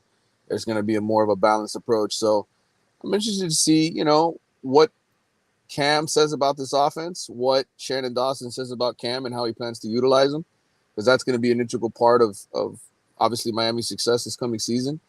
I think tight end, we got to get that position sort of back involved. Let's see what happens with this guy, Elijah Arroyo, if he's finally healthy and really ready to go. And then, year 3, bro, like they got to take a step up. And I looked at this the other day and I was stunned. Mario's first signing class when he got to Miami in 2022, he signed 15 guys, not including transfers, but 15 high school / junior college guys. 4 of those guys are already gone, and only 3 of them have become sort of full-time starters. So that's not a very good batting percentage, 3 for 15, right? And one of those 3 guys just left to go to Georgia, Colby Young, the receiver. So 5 of them really have left, and you've only got 2 guys that are full-time starters in Wesley Besaint and Inez Cooper, your right guard. So it's put up or shut up time for those guys going into year 3. So let's see what happens. But when you talk about progress of a program, those are the big things I'm looking forward to on Monday. Injury-wise, do they have a long list, or it's really like an unknown for you right now? Yeah, it's a little bit of an unknown because I've heard, Francis Maurinoa, the right tackle, had an off-season procedure done. I know other guys that I haven't been able to confirm, but was told that they were, having procedures done where they might miss part of spring and come back later in spring. The one thing I will say I've learned from covering Mario and the way he runs his program, if you're an established guy, he wants you to have off-season surgery and not worry about the spring. He will take you back in the summer. Now, will some of those guys come back in camp? I don't know, and that's why I haven't sort of reported some of the things I've heard involving other guys who might be out for the beginning. What are you hearing about the Canes in the Combine? Well, listen, I mean, they've got Leonard Taylor. I saw some video of him running yesterday. A guy that was a 5-star recruit. Huh? Cam Kitchens? Cam Kitchens is another one. James Williams. They have some talented underclassmen that are have NFL type ability, NFL type bodies. I think Cam Kitchens is probably the one guy who's widely regarded as one of the top players at his position, the safety position. I don't know if he's going to be a first-round pick. He may be a second rounder. That's what I was thinking. Yeah. but I think he's the guy that you look at and you say he's probably got the most potential of that group. James Williams physically is a freak, but I think he's an outside linebacker. I don't think he's a safety. Yeah, and I think I don't think he has instincts of a safety. Or maybe he just hasn't played it enough, or maybe he needs to kind of develop it. But there was always something like missing with him. Like you knew, like the raw talent was there. Like, holy shit! If you get this Condor playing safety, because I mean he's long, bro. He's like he's like a big ass condor flying around all over the place. So you're like, if you can corral this thing and refine it, oh my God. But I think it's more what you were saying. Maybe he needs to play in a smaller space and see things in front of him at linebacker might be something. Yeah. Yeah, and I think if he's willing to do that and finally get over it, he really, I mean, his final year at Miami is when he finally started to play more in the box in some situations. But if an NFL team can take him and really teach him what he needs to do in those situations and have him cover, tight ends and running backs out of the backfield and get him to play at the potential that he has, then he could be a really, really good NFL player because he certainly has the size and the ability. But again, it's the mentality, right, that separates guys once you get to the NFL. How smart are you? How can you apply yourself to what they're asking you to do? And Leonard Taylor's another one that I think a tremendous amount of ability. For him, it was always effort. Is he going hard, all 40 snaps, or is he taking 15 to 20 snaps off a game? So it'll be interesting to see what happens. They'll have some guys drafted. These guys are going to be on NFL rosters. And look, last year, Tyreek Stevenson and DJ Ivey turned out to be pretty good, fits for their teams. So again, it's the question from a Miami perspective is always, when is the head coach going to start to get more out of these guys than the NFL teams do? I think we've had this. I think I mentioned it to you before, but with Williams, times, unfortunately, dude, you have to go the way of Keith Traylor. And Keith Traylor started as a safety. Right. He moved to linebacker. And then he moved to defensive end, and he ended up at defensive tackle. Yeah. From safety. And that's because he already had a frame. Right. And then a frame that could then grow and carry more and more weight. And obviously he must have been big boned enough that he could carry even more and more weight. And I'm not saying Williams is going to end up at defensive tackle, but I think you have read it perfectly. He will eventually end up at end. And maybe linebacker or a pass rushing end on a 3-4 or something like that. You know what I mean? Yeah. All those. I've been saying this since he was a junior in high school. I've been saying this since he was a junior in high school when I watched him play.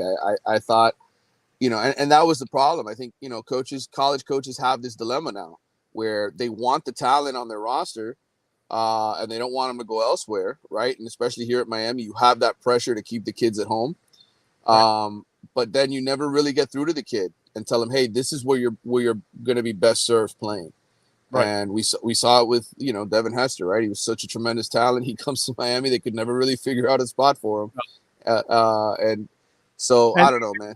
The opposite of that is Chicolo.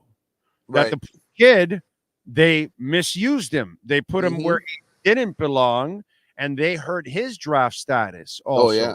On top of all of that. So, it goes both ways. And you can understand sometimes the trepidation from the player. And then you can also understand, the what the coach is also seeing, because he might be right. Because there's a lot of guys that, I believe was it Warren Sapp that came in as a tight end? Yep. It was, right? Tight end. Yeah, he came in as a tight end. Hey, we're going to move you over to defensive tackle. Oh, okay. Up in the Hall of Fame and a lot of money. Oh, okay. Yeah, let's go. Let's rock out. That was Jimmy's mantra, right? Turn safeties into linebackers, linebackers into edge rushers, and edge rushers into D tackles. The pedophile protector. Paterno. Yeah. He wanted Kelly, but he wanted Kelly to play linebacker. Yep. And Schnellenberger said, no, Jim, you can come here and play quarterback for us. No, we get it. It's a tale that's been going on forever what a coach sees in you, what you see in yourself, and then, two worlds collide, and then we don't know who wins and we don't know who loses until after that we figure out, oh, fuck, they screwed up Chicolo. Wow, what a call on Warren Sapp. Holy shit. That's the kind of stuff that happens that, those are other stories to. That's an article to be written, by the way. Yeah, it's a good off-season story. Oh, you're helping me with ideas now. Appreciate it. That's a good one because I don't think a lot of people like, what's his name? Oh my God, the Bears drafted him. He came out of South Carolina, a defensive end. Oh my God, he's a receiver that used to be a defensive end in South Carolina. The Bears drafted him as a wide receiver. He came into South Carolina as a defensive end, and they made him a wide receiver. I'm brain farting in his name, but I remember the Bears. What decade is this? This is maybe 12, 15 years ago. Okay. And big kid, right? And a lot of people never knew that he got recruited to South Carolina as a defensive end. It's going to hit us when we're off air, by the way. That's when we're going to figure it out. Marty Booker. Thank you. Marty Booker. No, it wasn't Marty Booker. It wasn't Marty Booker. Marty Booker didn't. No. It wasn't Marty Booker. It was, damn it, bro. It was somebody else, not Marty Booker. He went to South Carolina. You have it there, Sean? Can you tell me? Because we didn't get him here. I forgot his damn name. But anyways, the guy, this is the kind of story that goes on all over the place throughout the history, and that's where, sometimes it kind of gets interesting because sometimes you make a guy's career, and sometimes you can't. You know what I mean? Right. You end up ruining it. Like there's a guy by the name of Richard Williamson. He is the guitarist for Kansas. He's one of the founding members. He's still with the band. And when he was in high school, he badly wanted to play the trumpet. That's what he wanted to do. And his problem was he sucked at it. And so his music teacher says, you don't have the lips for it. Let's give you a guitar. The rest is history. The guy became rich and famous, and and everybody loves Carry On My Wayward Son. He came out with a lick that everybody loves. So shit happens by accident at times. He wanted to be a trumpet guy, and he ends up becoming a rock star, rock guitarist. Sam Shields is another one I just thought of, by the way. There you go. What do you got? Give it to me. Alshon Jeffrey. That's the guy. That's it. Alshon Jeffrey. That's the guy. Alshon Jeffrey was recruited as a defensive end to South Carolina, and they made him a wide receiver. That's an odd one, bro. Gregory Rousseau is another one, by the way. That's right. Gregory Rousseau was a receiver coming out of high school in Champagnat, and Manny Diaz said he's a defensive end. We're going to make him a defensive end, and that's what he was. Our boy from UM, the tackle, was a tight end. That was the NFLPA guy, the really smart guy. Well, linemen are usually smart. Yes. What's his name, bro? Eric Winston. Eric Winston was we got him as a tight end here, and they made him a left tackle, and the rest is history for Eric Winston. All time, dude. Happens all the freaking time, good and bad, unfortunately. All right, what do you got going on now in the athletics so folks can check you out? Well, I'm driving back from Bradenton, IMG Academy. I was there last night for their pro day, and a big story in college football, obviously. Pickleball pro day, you're there? I wish it was pickleball pro day, brother. I wish. I've been itching to play. I haven't played in 24 hours.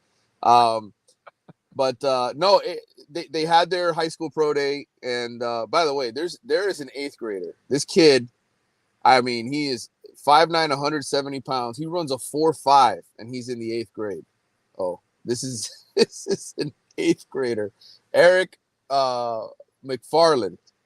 Be a name to follow the next year. He's on the national team. He's going to be a freshman in high school this year, this coming season in the fall. That is a guy to watch. 2028. So you talk about these young prospects, phenoms. This guy might be the next Tyreek Hill or who knows what. But it's not Booger's kid, right?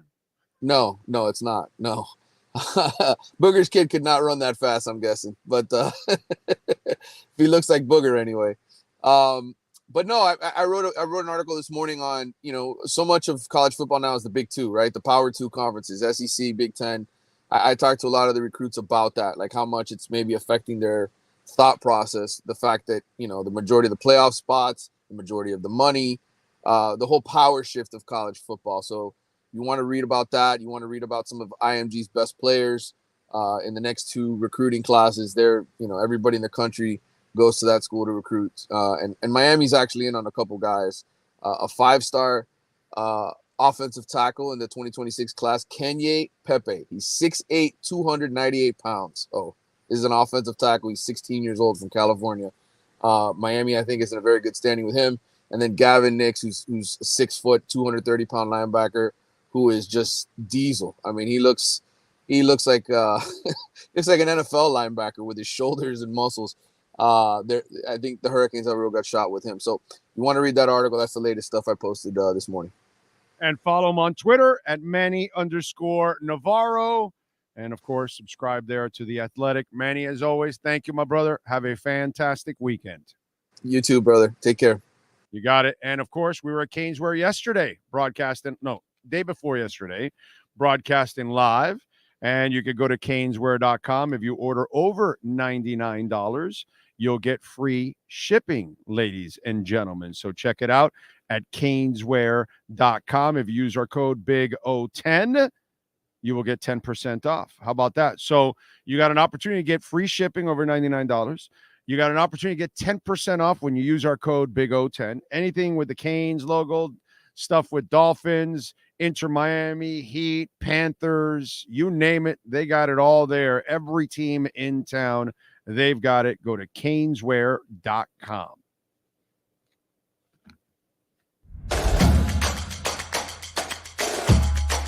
Welcome to Caneswear. New store, new items, same great experience. Family owned and operated since 2010, Caneswear has the latest merchandise from the Miami Hurricanes, Miami Dolphins, Florida Panthers, Inter Miami CF, and more. Come visit us at our store in Davie on University Drive, just south of 595, or online at caneswear.com. Caneswear, the spot Miami fans shop. All right.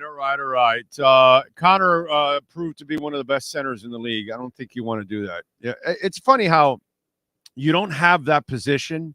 Then you get somebody that actually can do it, and then you want to move them out. I'm not sure that makes any sense, Dolphin 13.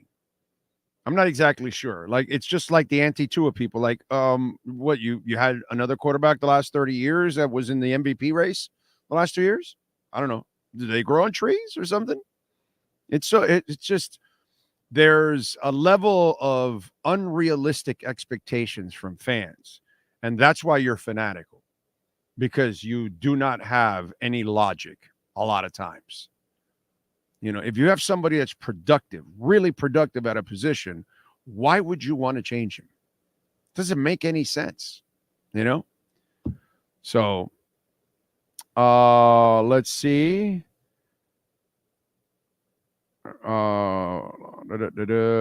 During that year, I kept asking, does Tua have authority to call audibles? No, he doesn't have. He has that check with me system is what he has. That's what he has. All right. Let's get to our 3A Graphics sports calendar. Alan Blanco and the great people at 3A Graphics, custom printing and embroidery. Nuggets over the Heat, 103-97. Saturday, they will take on Utah, and that'll be at, what is it? Kaseya Center. That's right. 5:00. Panthers, they got the win in a shootout in last night against Montreal, 4-3. They improved to 40-16-4. I mean, they are the best team in town by miles and miles and miles, and it's not even close. Not even close. They are the closest team to a championship right now, the Florida Panthers. Closer than even Inter Miami is, because Inter Miami with that defense, I don't know how they're going to win. I know they're missing a couple guys. But anyway, they are number one in the conference with 84 points, tied with Boston. Saturday, they're at Detroit, 3 o'clock face-off. Saturday at 4 o'clock, St. Leo University visits Nova Southeastern. And on Saturday at 4:30 at Chase Stadium, Inter Miami is hosting Orlando City. That is your 3A Graphics sports calendar.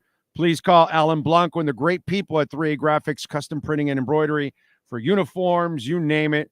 Whatever it is you need, pens, magnets, hats, shirts, whatever it is that you need, man. Your fantasy league, your business, uniforms, whatever it is, call 3A Graphics Sports Calendar. They will get it done. Proud sponsors of our platform, and we love them. And call Alan Blanco. Make sure you ask for Alan. Don't forget, folks, you can also make a donation, Cash App or Venmo, at Cash Big O Show. That is Cash Big O Show. Cash App or Venmo. You can also make a Bitcoin donation on Cash App or Venmo. Cash Big O Show. That's Cash Big O Show. Cash App or Venmo. There we go. All right.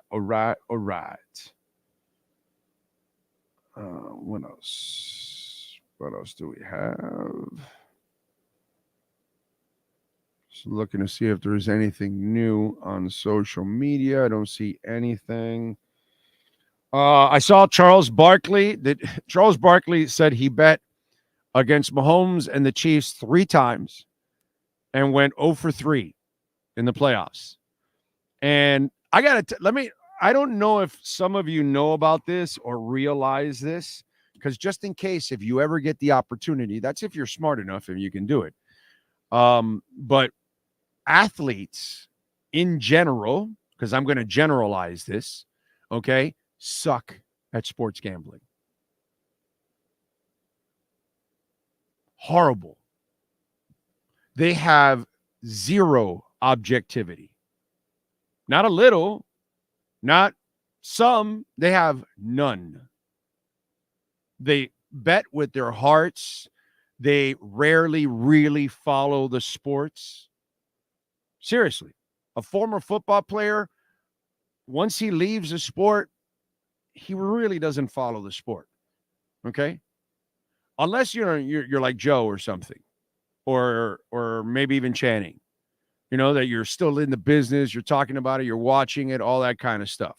Okay? That's a little different. All right? Although with Channing traveling so much, I don't know what the hell he's watching, because he travels a lot, dude. He is a rock star. But, you think about it, that athletes, if you ever get a chance to make bets with athletes, do it. Do it. The worst gamblers in the world are athletes. Current, former, whatever. Every time I bet with one of them, I smoke them every single time. I've never lost a bet with an athlete. Never. Never. I try to explain that to people. You know what I'm saying? That it's like they know their sport while they're playing, and they understand the nuances of it that we may not, and all that kind of stuff. And they have more information than we do because they're on the inside and we're not. All those kind of things, they have an advantage. But when it comes to generality of trying to figure out everything else around them, other teams and the sport and all that, they're not very good. Not very good. So I'm sure Charles Barkley has lost a ton of money. I mean, just by hearing him, he says a lot of wacky stuff, and obviously he'll say some things that others won't say, and so people will like to watch it. But when you watch his knowledge of it, you kind of figure he sucks at gambling. So when he went 3 times against Mahomes, I'm like, typical athlete. Typical athlete. Kind of like a fanatical fan. There's all emotion and there is no objectivity whatsoever. You can't compartmentalize your emotions. Your emotions have to be a part of this decision. So my suggestion to all of you out there, not a financial advisor, of course, if you ever get a chance, you get friendly with an athlete, and the athlete ever dares you to bet. And as long as you're confident and you know what you're doing and you know your sports, okay, you have a great chance of making easy money. Okay? All right? Easy money, because in general, there's nothing dumber in sports betting than a current or former athlete. In general, listen to me, and I don't give a shit if any athlete's watching this or you want to show it to them or whatever you want. All right? They can meet me wherever I am in any live event and come on down. I'll school every single one of them. Every single one of them. Okay? One of the dumbest bettors that exists are athletes. So any chance you get to bet with it, now get the money ahead of time. Okay? Make sure somebody neutral is holding the money, because you also can't trust them to pay. It's been also my experience too. You know what I'm saying? So, yeah, you still owe me $1,000 there, Trace Armstrong. Anyway, so you know, these are things that you got to watch out with. I'm at an age nowadays that I don't care, bro. And plus, I don't need to kiss anybody's ass anymore. So, you know, but you know, you school them and then they kind of like, you know. The dumbest thing, by the way, an athlete could ever do is challenge a media member to, you know, a betting contest. Dumbest thing you can do. Because the media members, on average, going to know more than an athlete about the sport. They're going to know more about the X's and O's, but we're not gambling on that. We're gambling on who's going to win and what's actually going on. So I don't know if you guys realize that, but when I read that Charles Barkley story, I'm like, yo, bro, I've been at this for 34. This is my 34th year. If there's something I've realized about athletes, they are the worst at gambling. They suck. Okay? It's like taking candy from a baby, betting with an athlete. Oh, my God. Talk about being dumb as bricks in sports gambling. Those are your athletes. Anyway, so there we go. Chad says, sorry, I'm late. Hell of a morning. Hang in there, Chad. It's all there for you to watch at any time you want. Let's see. What's the good news? When will the NFL and NBA make their own crypto coin? I don't know. I wouldn't bet against Pete Rose. Yeah, there you go. There's another guy. Another terrible bettor. Big O has literally been doing this all my life. Crazy. Yes, I have. Yeah, if you're younger than 34 years old, yeah. I've been doing this longer than your lifetime and your lifespan. Yeah. But it's you know how I've given you some pretty damn good crypto tips and lots of you have been making a lot of money, okay? I just gave you one of the more golden tips ever is athletes and sports betting. Oh my God, you can school those fools every single time pretty much, okay? Pretty much every single time, unless you're not very smart. If you're not very smart, then you shouldn't be gambling in the first place. You know, so.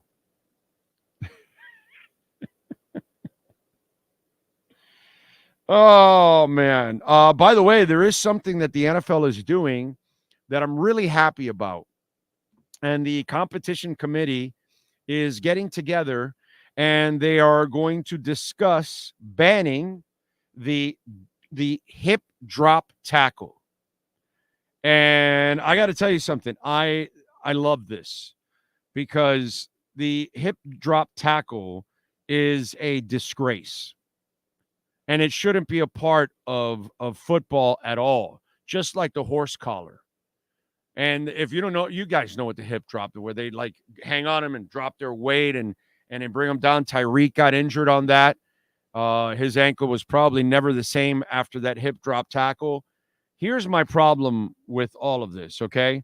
Because they're talking about Troy Vincent and the top executives in the competitions committee formulating language in a rule proposal that would define components of the hip drop technique that include a defender rotating his hips away from the ball carrier and dropping his weight on the opponent during the tackle.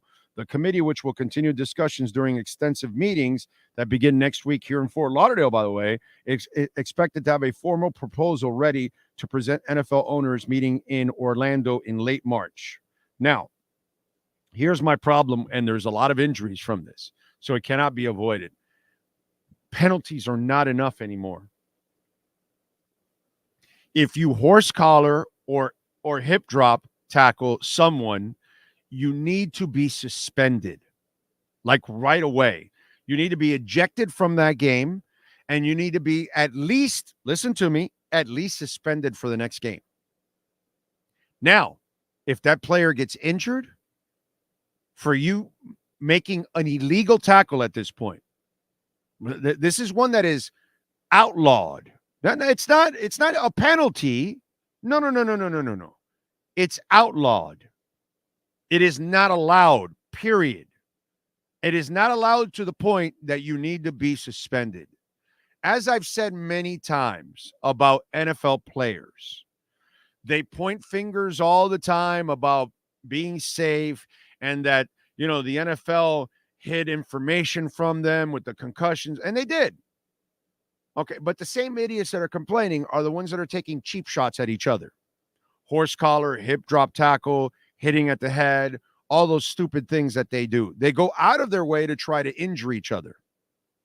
So it's pretty ignorant for you to complain about the league not protecting you when you're not willing to protect each other and just play the game the right way, the clean way.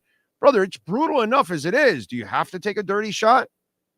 The hip drop tackle does not belong anywhere in the NFL. Nowhere. The horse collar belongs nowhere in the NFL. So eliminate them, but eliminate them. It's kind of like I talk about gun laws at times. Like people talk, well, ban this gun. But no, dude. You need to have the laws that are really strong so you can scare the shit out of people. Oh, man, I got caught with an illegal gun. Yeah, you're getting 15 years automatic no matter what. Trust me, gun laws will change. Trust me, gun laws will change. Oh, you committed a crime with a gun. Nobody got hurt. Yeah, it's 25 years. No questions asked. Oh, you killed somebody, electric chair right away. You get one appeal. It's over. After that, juice them. Waste no time with these idiots. And trust me, crime will plummet. Same thing here. You want these tackles to plummet? Suspend the shit out of these guys. No pay. And if you injure somebody and they're out for 6 weeks or they're out for a year, so are you without pay. Trust me, there will never be another horse collar tackle again. There'll never be a hip drop tackle again because they know if there's a chance that they could lose their salary for an entire year, which might lead to them getting cut because they may not be as important a year later. Oh, baby. That'll put an end to all of that. But, like society or sports, the penalties aren't serious enough for the violations. And that's what needs to happen. You take a dirty shot and you put out somebody for 6 weeks, you shouldn't be playing for 6 weeks. That's the way it should be. In fact, let's up it. You took somebody out for 6 weeks, you're out for 7. Add another week just for the hell of it.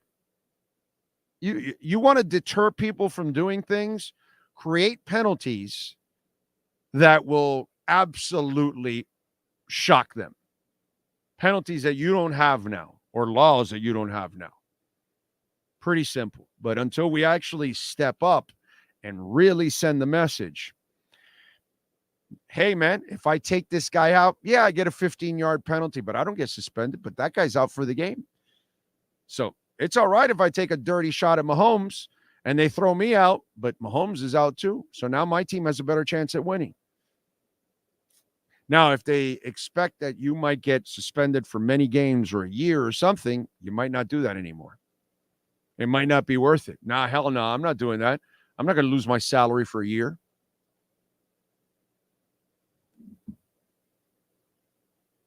Got to increase the penalties, man. Let's see. I'm 44, and I remember the days of hammering Hank Goldberg. Softies today couldn't handle him. Yep. No doubt. Jordan Travis. Okay. R.I.P. Hank. Yeah. Yeah, man. Let's see. Jay Gelfin is reminding everybody, please smash that like button.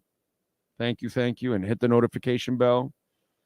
Watch time is very important. Watch time is the most important thing. Let's see. They should have also gotten rid of the tush push. I don't know why they haven't gotten rid of that. I can't believe you said I'm not logical. Let's see. Yeah, well, you're the one that mentioned the center thing. Yeah, no, I'm not moving. Yeah, it's not logical. You cannot move Connor Williams. The guy's an excellent center. He's a top 5 center. Why would you move a top 5 center? Wynn was actually doing a good job at guard. He got injured. That's all. He wasn't doing a bad job, and Hunt's an excellent guard. I'm keeping Connor. Makes 0 sense, my brother. 0 cents. Let's see what else. Don't think they should ban the tush push because any team can't do it. Yeah, but it's the injuries that it could cause. That's the problem. You know, the way you do that, that's and you're getting low and all that kind of stuff, and the collisions that are going on. You know, so I don't know. It looks like it creates a disadvantage, and at the same time, it kind of looks like, you know. But I get it. They have a monopoly, and nobody else has been able to actually do it and copy it. So Jerry Jones has to take a paternity test. Did you guys see this? I was tripping out with this one because I completely believe it. I completely believe the woman. Okay? Having seen Jerry Jones in his career and his life, and really, I know what that is when it's all said and done. I've seen this kind of person. And so anyway, Jones was sued last year by a woman who claimed to be his daughter. A paternity test will now determine if it's true. Dallas County Judge Sandra Jackson recently upheld a court decision ordering Jones to take the paternity test to determine if he's the father of a 27-year-old Alexandra Davis. Davis, a congressional aide who lives in Washington, D.C., filed a lawsuit against Jones in 2022, which he claimed the Dallas Cowboys owner is her biological father. Davis said Jones paid her mother, Cynthia Davis Spencer, $375,096 to sign a confidentiality agreement that prohibited Davis from ever stating that Jones is Alexandria's biological father. Davis also sued Jones last year for defamation, claiming that the 81-year-old and 2 others made deliberate attempts to call her out as an extortionist and a shakedown artist. The case was partially dismissed in October, but refiled in November. Davis's attorney, Chris Hayes, said in the latest court ruling that Alexandra is hoping to finally get some peace. Alex is in a position where she really no longer has to hide her truth or live under the thumb of fear. Maybe she's going to finally get some peace, and we hope other families will have the same benefit from the judge following the law. Cynthia Davis was married at the time that Alexandra was conceived, but Alexandra said in a court document that genetic testing has proven that her mother's ex-husband is not her father. In her original lawsuit, Davis said she is not seeking money or fame, that she's made numerous attempts to address the matter privately. Jones has been married to his wife, Eugenia Lopez, since 1963. They have 3 children together, all of who work for the Cowboys. That's why, you know. But I am 100% sure he's the father. And I don't know shit about the case. I don't know, but I know Jerry Jones. And I'm going to gamble that he's banged many women behind his wife's back. That's what I'm going to gamble and say. Okay, I'm going to say that he's been a dog of all dogs. All right? He'll make Charlie Sheen look like a calm child. All right? That's what I'm going to say about Jerry Jones. And she is made already. She's a congressional aide. She's obviously set her life up. She's in a positive direction. She doesn't want money from the guy. She doesn't want any fame from the guy. She just wants closure. She just wants to know who's her father. Like a lot of people would, dude. I never grew up with that, but I got to imagine that anybody that doesn't know who their biological mother or father is, and they'd like at least some closure to find that out, I think most people would. And when it's like this, when you're innocent and when you feel like you're the person that's, not being treated right, you act exactly like her. Hey man, I don't want money, I don't want fame, I want the truth. And then the other people are fighting you. They're trying to embarrass you because they have the money and the power. So I think when it's all said and done, I bet you that, it all comes out. He is the father. I'm going to gamble on that one. Okay. If there's a money line in Vegas on this, I'm taking he's the father. Put it that way. Although something tells me that he's the father would be minus 1,970,000. So you're not going to win a lot of money betting on it. That he's not a father, it's probably plus 1,790,000. So you could get rich on $1, but you're not going to get rich because it's not going to happen. It's not going to happen. Let's see. What else do we have? Connor Williams was playing at an elite level, and it said, if it ain't broke, don't fix it. Amen. Stoyanovich versus San Diego, cost Marino another shot at the Super Bowl. Yeah, it's happened. Dolphin 13. Big O, I've been listening to you for 25 years. Thank you, my brother. Appreciate that. We still don't move Connor Williams. Oh, man. Yes, I would call Jerry Jones the modern day. There's no doubt the modern day plantation owner. No doubt about that. By the way, Sean and others, did I not warn you about Pat McAfee and joining the corporate world there at ESPN? Did you see the latest? Did you see the latest there, Sean? So McAfee went all out again. He went on the All Smoke podcast with Matt Barnes and explained his previous comments he made on his platform in January about Norby Williamson, the editor and head of event and studio productions, and that he was attempting to sabotage our program. He says, I thought that was a warning shot to the guy. I guess a lot of people have a lot of fear of him. I do not. That guy left me sitting in his office for 45 minutes. No showed me when I was supposed to have a meeting with him.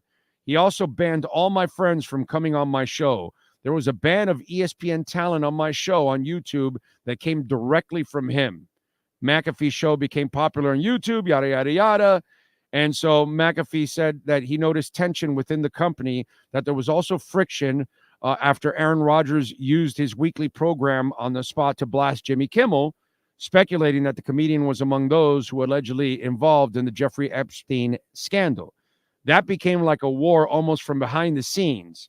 SportsCenter people and the people that have been at ESPN a long time against us coming in and taking their jobs and all of this shit.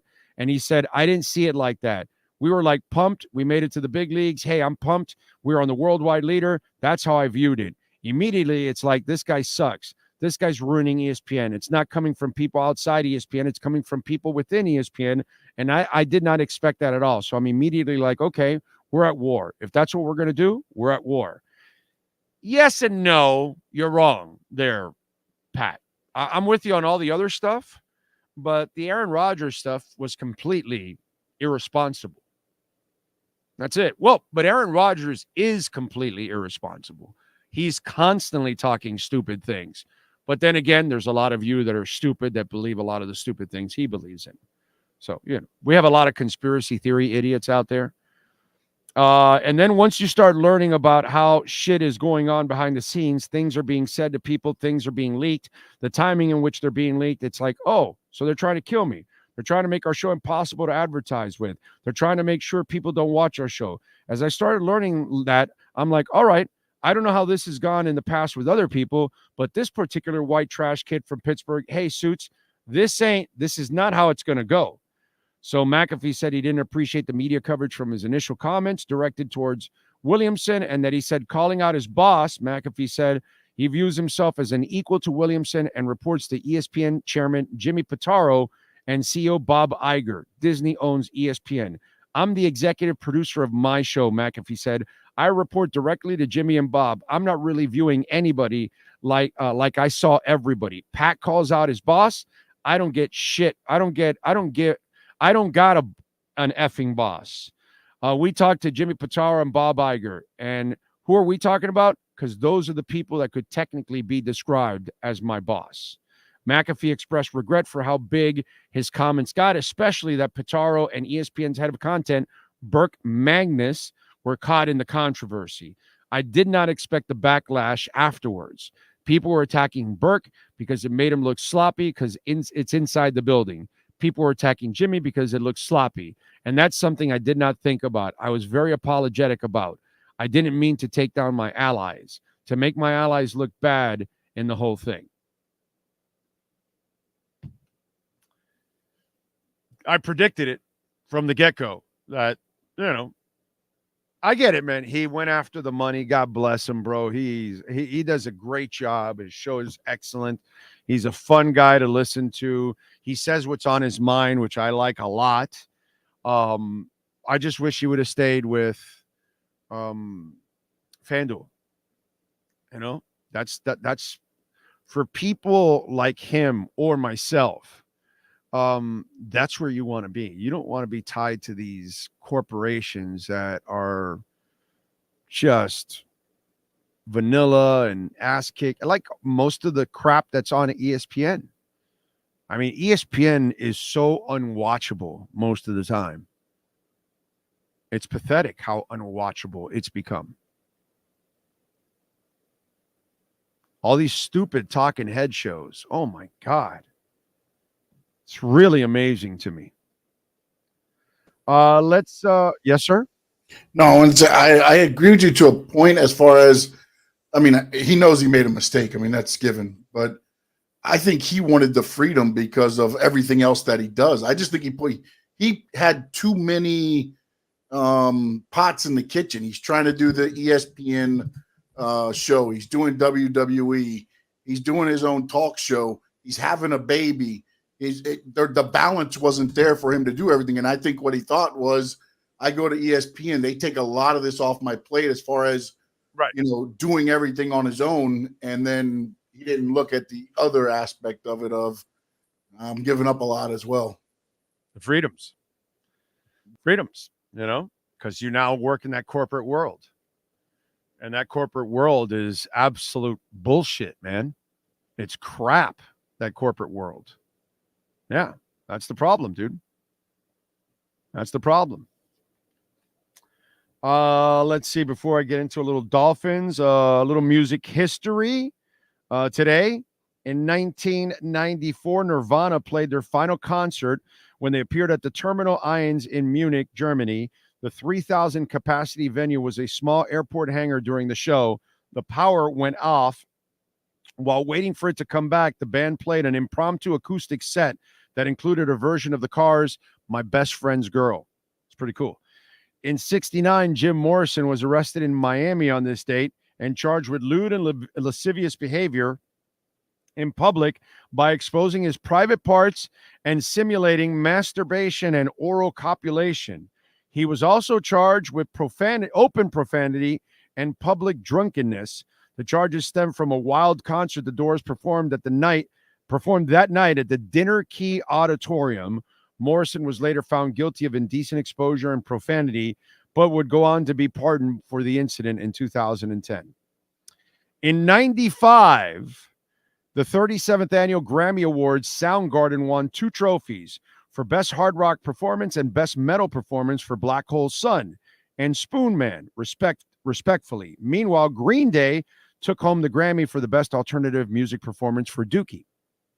In 82 on this date, Jimmy Page released his first solo album, the soundtrack to the Charles Bronson film Death Wish 2. In 68, Elton John's first single came out. It was called I've Been Loving You, and it didn't chart. In 97 on this date, a Motley Crue fan who claimed his hearing had been irreparably damaged after a show in New Jersey had a lawsuit thrown out of court. The judge told Clifford Goldberg, who had sat near the front of the stage, that he knew the risk he was taking. Exactly, Shayna. They bought their tickets. They knew what they were getting into. I say, let them crash. Exactly. That's how it goes. You're going to blame the band because you went to a loud rock concert. You idiot. Why don't you put on some, headsets? Some, what's that called?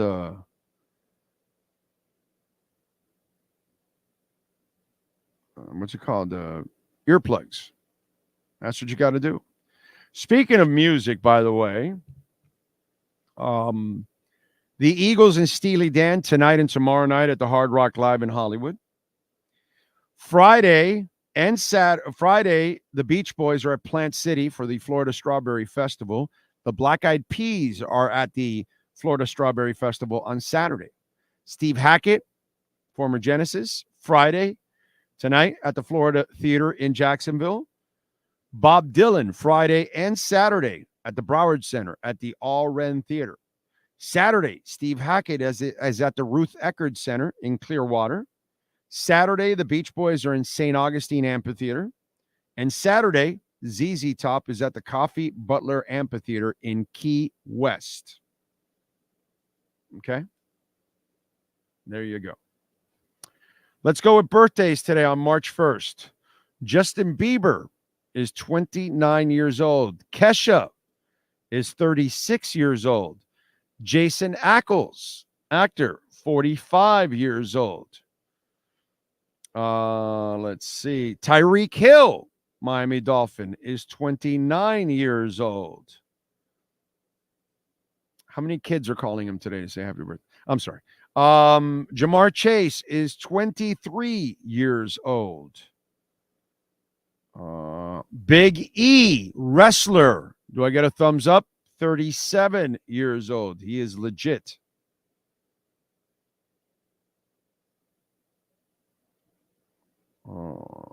Okay.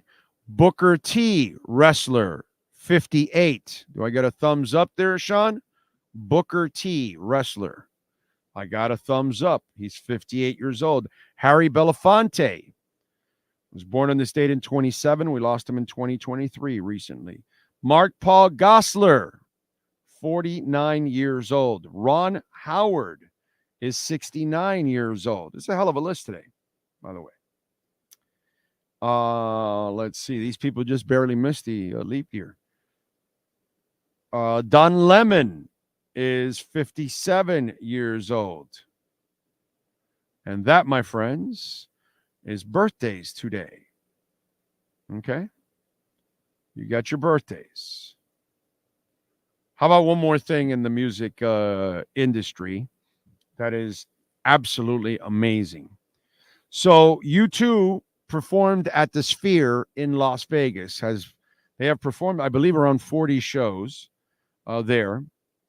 And some of the stats and facts of the performance and the Sphere. And let me tell you something. I did it 3 times. I went to the Sphere 3 times to see U2. The experience was amazing.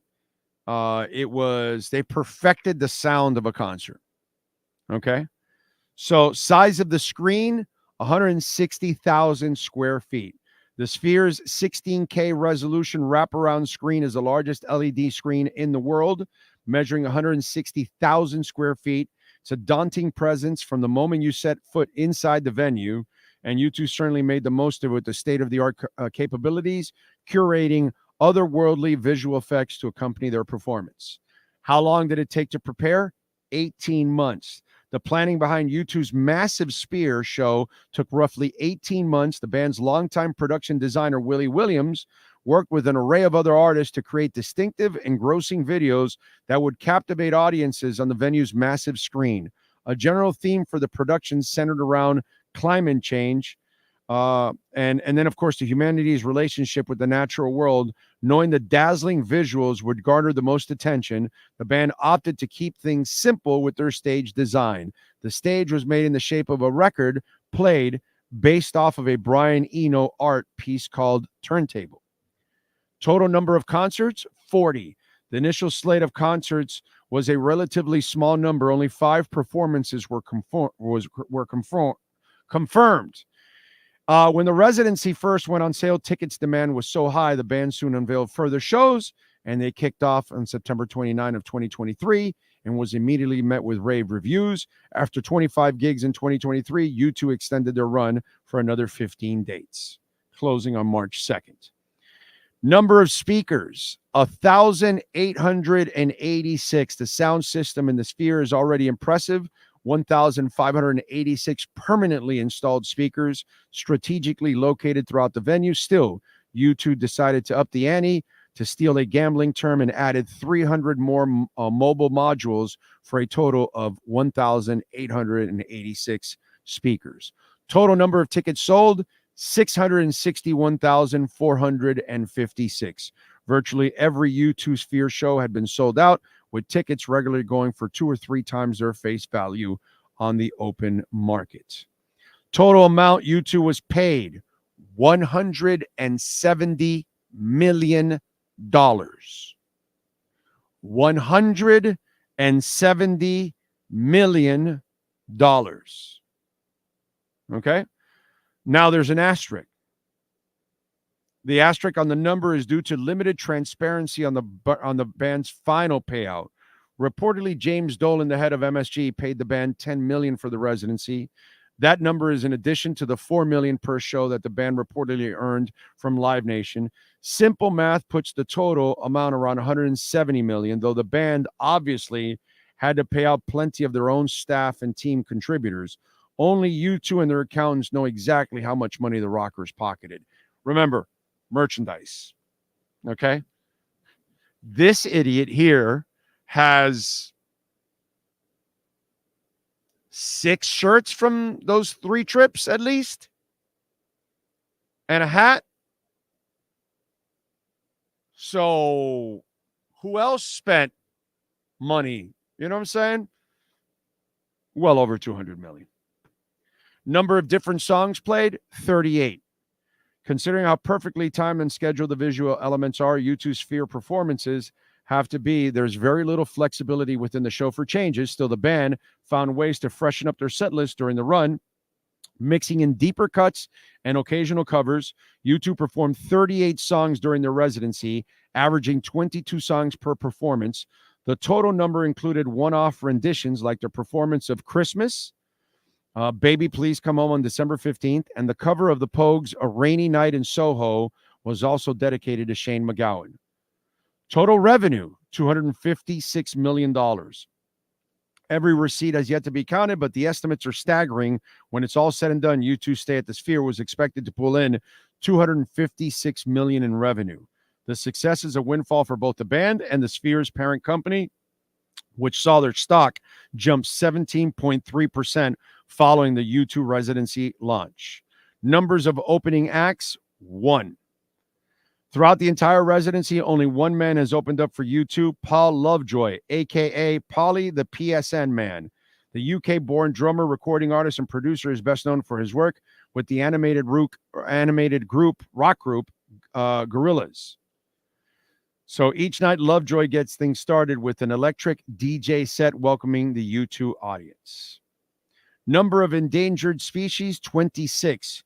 U2's encore is backed by an impressive array of visuals dubbed Nevada's Ark. The design was created by artist Ez Devlin, focused on the state's 26 endangered species. And now it refreshed on me. So, but anyway, you kind of got the gist of it.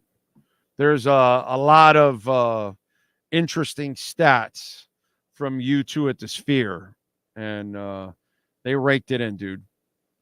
They raked it in. Probably took in more money than $170 million with all the other stuff, because that has nothing to do with the pop-up store in the Venetian. You know? So that's where that kind of doesn't, fly. So merchandising is probably not included. B. Marte, thank you for the love and the super chat. Hi, first time here. 94 playoff loss to the Chargers hurt the most, but don't think we would have beat San Francisco at home in the Super Bowl. No, neither do I. But yes, I'm with you. It did hurt also. It did hurt. And B. Marte, thank you for the love in the super chat, sir. Remember, you can always make a donation through Cash App or Venmo at Cash Big O Show. That is Cash Big O Show. And you can also make a Bitcoin donation on Cash App or Venmo. Let's see.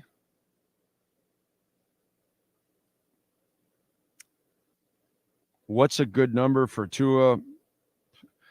Don't worry about that silliness, man. You know what I'm saying? There's no reason to worry about any of that crap, to be quite honest. That makes zero sense to worry about that right now. They're going to pay him, and that's not really going to be a problem. But it's only a problem for those of you out there that, you don't like the kid and you don't believe in him. That's where the problem lies for some of you, unfortunately. But, it's going to be rough for you to live with it. Some of you are going through a really rough time right now because you're hating to see Tua get a contract. So it's crushing you. It's hurting you. Hang in there. Bitcoin, by the way, holding strong at 61,200. Should Spo start Jaquez? Well, he shouldn't be starting Tyler, that's for sure.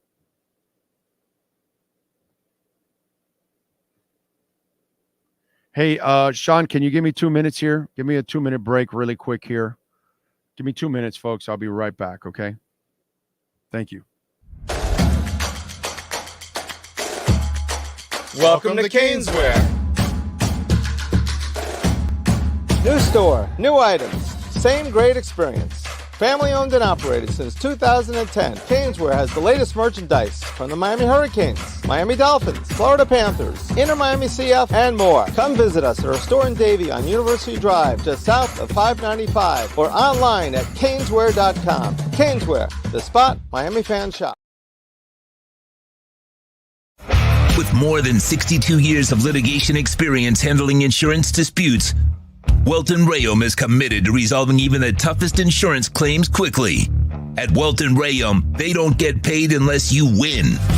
They handle complex personal injury claims caused by the fault of another in both state and federal courts. They handle auto, trucking, motorcycle, slip and fall, and bicycle accidents.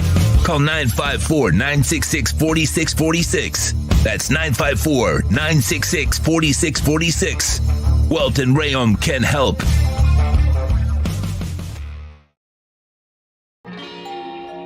Oh, great. You have a doorbell camera. Now you have a front row seat to your house getting robbed.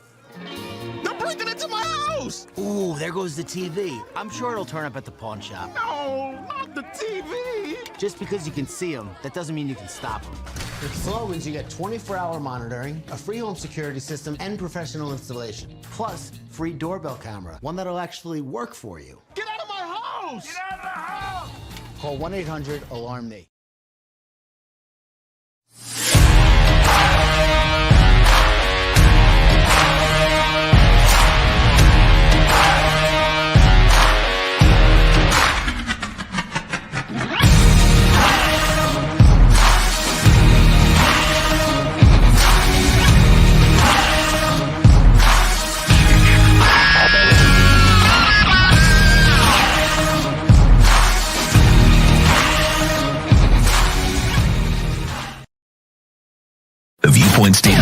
views expressed on the following program by the host, guests, or callers are not necessarily the opinions of FantasyXS.com, Media Group Inc. ownership, management, sponsors, or website.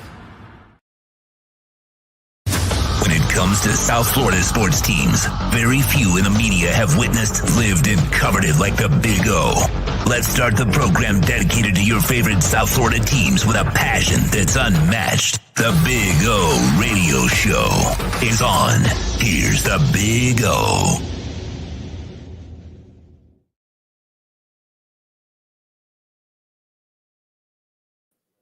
There we go. We're back. Thank you for hanging in there. Appreciate you all, as always. Just kind of felt a little weird there, so I kind of took a 2-minute break there. If not, I would have just kept going, but I don't know what it was. It's kind of odd. I don't know. Kind of weird. Maybe my body wasn't used to eating in the morning last couple of weeks. Anyway, you know, it's kind of funny how we have, and I get it, sensationalism sells. It doesn't sell to be positive. It doesn't sell to look at things, you know, and this is coming from a guy that pretty much I never looked at once that stuff is positive, or Cam Cameron or Joe Philbin or Adam Gase or Brian Flores. I might have had some moments, but it quickly went awry for me for all those coaches, right? Some of them like Joe Philbin and Dave once that I really didn't believe in them. Although Dave, I will say I really pulled for Dave because he's a good dude, a really good dude. I told him once, I told him right to his face once, I said, Coach, I actually pull for you because you're a good dude, man. I want you to win, but I'm sorry, the results aren't there, you know? So anyway, and I really think everything is the opposite of what a lot of people, but again, negativity sells, and it's what you people eat up on average. You people love negativity. You feed off of it. You want to watch people or listen to people that you hate or whatever. It's just it's like a weird dynamic in society. And people thought and still think some that, oh my God, it's salary cap hell for the Dolphins. And no, it's not. Right. And now I think people are seeing that there really isn't salary cap hell, right? Overall, it's going to get done. And you got again, let's create the negativity of giving Tua a contract instead of maybe looking at it like, well, wait a minute, wasn't he in the MVP conversation the last 2 years? And other quarterbacks have accomplished less and they're getting big money too. So what's the difference? You know what I'm saying? And so you got all of that negativity, right? And then comes out, as I told you, I think you got a great front office. I think they'll find the talent. They have to find whether they got to trade, where they got to draft, undrafted, free agents, whatever it is. As they've done the last couple of years, they'll put a team together that a coach can definitely win with, like they did last year. So I don't think the cap's a problem this year. I don't think the Tua contract's a problem this year. I don't think the front office is a problem this year. And then, as I told you, it's all there for you. And then the other stuff on the periphery is there. You got the number one spot from the NFLPA in facility and how you treat the players and the families and all that. Number one. That's awesome, right? And I talked about this a couple of days ago. I said it's awesome, but it's just a log in the fire. Because the fire only means something if you start winning. Because look at Kansas City, they're the worst, and they've won 3 titles in the last 5 years. Because in the end, it's about Mahomes, it's about the players, it's about the coaches. The facilities may suck. As I told you yesterday, for those of you that weren't listening, I'm going to put you in the Orange Bowl in the 80s to watch Marino and company. And then I'm going to put you at Hard Rock Stadium, the better facility, much more comfortable. But you get to watch the Dolphins 2-3 years ago. Which one do you want? Do you want to sit in the better facility and watch the shitty team? Or do you want to go sit in the 80s in the shitty facility and watch the great team? You see what I'm saying? Facility's overrated. All that other stuff. It's nice to have, but you kind of need it with winning. Well, guess what happened also now for the Miami Dolphins? So you've got, I believe, no cap issues. You're more than manageable. I believe you'll get the contract done. I believe you got the front office to get it done. Right? Now you've been graded in the offseason as the number one franchise on how you treat your players and families and all that good stuff, right? Well, now they also, the NFLPA, graded the coaches. And Rams head coach Sean McVay was the league's best coach. He had the best winning percentage among active coaches and has been in the forefront of offensive play design since coming into the league. Now he can add high remarks from NFL players to his trophy shelf, which includes the Lombardi. The NFL Players Report Card gave McVay an A for his efforts in 2023. This is the first year that the PA has included head coaches in their franchise evaluations. Feedback included 96% of the players feel Sean McVay is efficient with their time, and players feel that McVay is willing to listen in the locker room. 8th overall. McVay's grade was one of the few bright spots for the Los Angeles Rams. The Rams placed 20th overall. The Rams ranked in the bottom of the 10 teams in the league, 7 of the last 11 in criteria, although they ranked in the top 10 in strength, coaches, and team travel. And according to the NFLPA website, the survey was administered on August 25th through November 16, 2023. A total of 1,706 players completed the survey. Answers were collected anonymously, and players evaluated their current workplace. McVay was graded as the 4th best among coaches. He and other coaches received an A. The coaches are receiving an A: Sean McDermott, Zach Taylor, Mike McCarthy, Nick Sirianni, Mike Tomlin, Kyle Shanahan, Pete Carroll, and Mike McDaniel. The coaches giving an A- are Andy Reid, Kevin O'Connell, and Dan Campbell. So McDaniel getting an A+, the facilities and the franchise getting an A++ because they're number one. The Tua contract will get done. You've got 3 minds in the front office that are badasses, and all 3 should be their own GMs. Okay? The cap is not the problem that you think. You have every ingredient to be successful next year. It's really all up to Mike McDaniel to put this thing together, because he's the one that kind of is helping and hurting, because he's got a lot of growing up to do. Okay? A lot of growing up to do, and I hope he does it because I'm a fan and I want him to succeed. I'm tired of watching coaches fail here, and I'm tired of watching coaches get fired and changing. And I'm not saying that I'm a fan of his because I don't want him to change just for the sake of not changing. No. I truly believe Mike McDaniel has more potential to be a good head coach than anybody we've had here since Don Shula.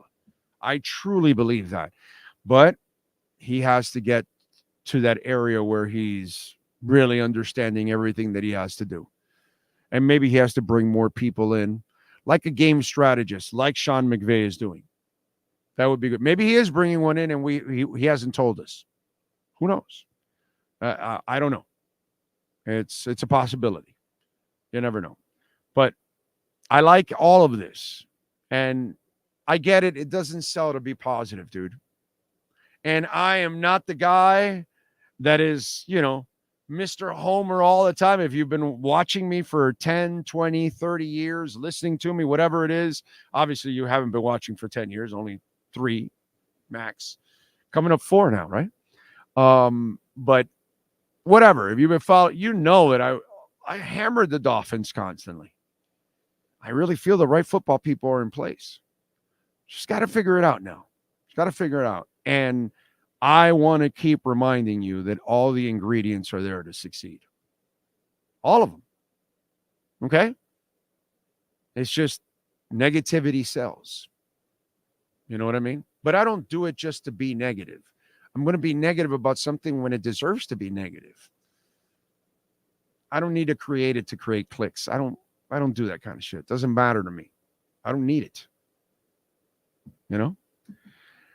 Let's see. Alf is in the house. The real challenge will be the O-line. Tua needs his left guard, center, right guard sorted out. Greer has a ton of work to do there. Yeah. And I think he'll do it. And I think they understand that. So they get that, especially McDaniel. They get that. I think that's the area they'll attack first, Alf, is that offensive line. I kind of truly believe that they'll be able to get it done. Let's see. Specifically, Goldilocks Herbert got his extension without doing crap, as most of the time he chokes, and the haters don't want Tua to get one, and he's done much more than Herbert, the choker. And he beats Herbert, by the way. He's 2-1 against Herbert.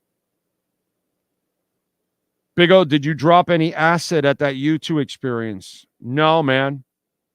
No, sir. No acid. No alcohol. No. No, I don't smoke anymore.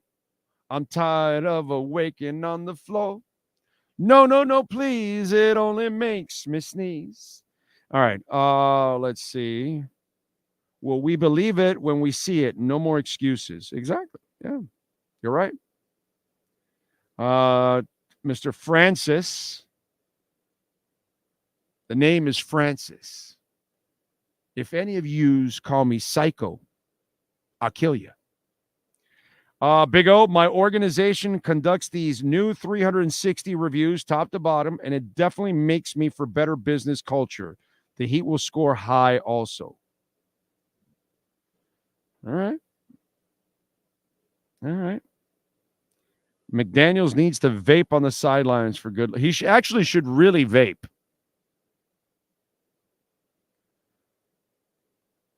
Ocala Joe, good afternoon, Big O and wife and I are headed to Sin City, Vegas for some fun. If you give me a favorite number, I'll put it on red or black for you and split the winnings.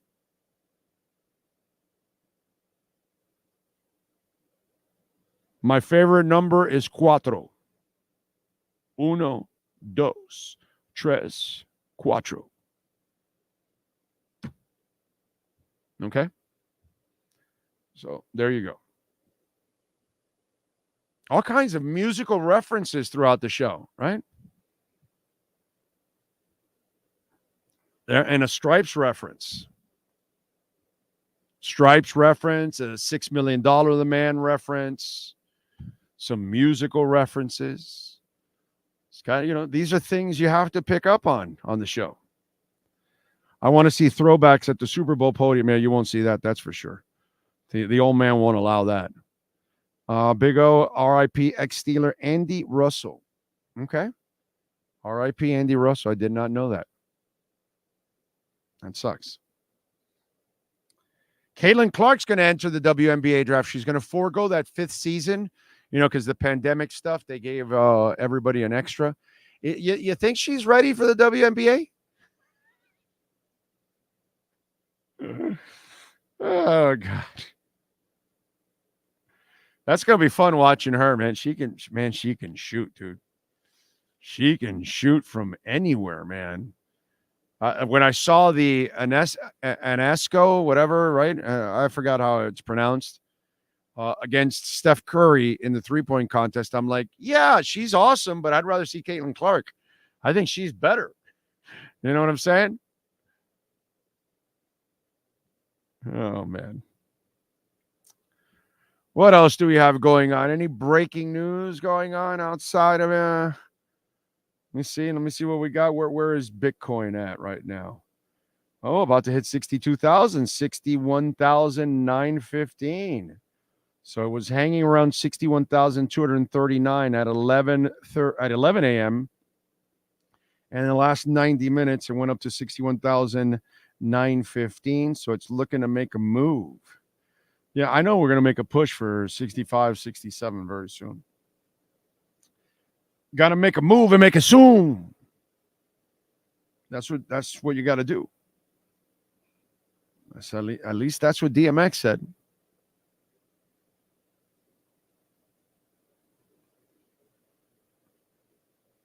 Let's see. Some of you guys are a trip. Would a Tool residency be at the Sphere? Why not? They have a great fan base that is super dedicated. I could see them doing one. That would be pretty cool to see Tool there. Tool in that environment would be really, really cool. Fish is going to be I'm not this big Fish fan, but Fish in that environment with their fan base, that's going to rock out too. The big acts are going to go there. Can you imagine if Swift or Beyonce go there? Holy shit. They'll be able to schedule so many shows. It'll be ridiculous. Yeah, that'd be pretty cool.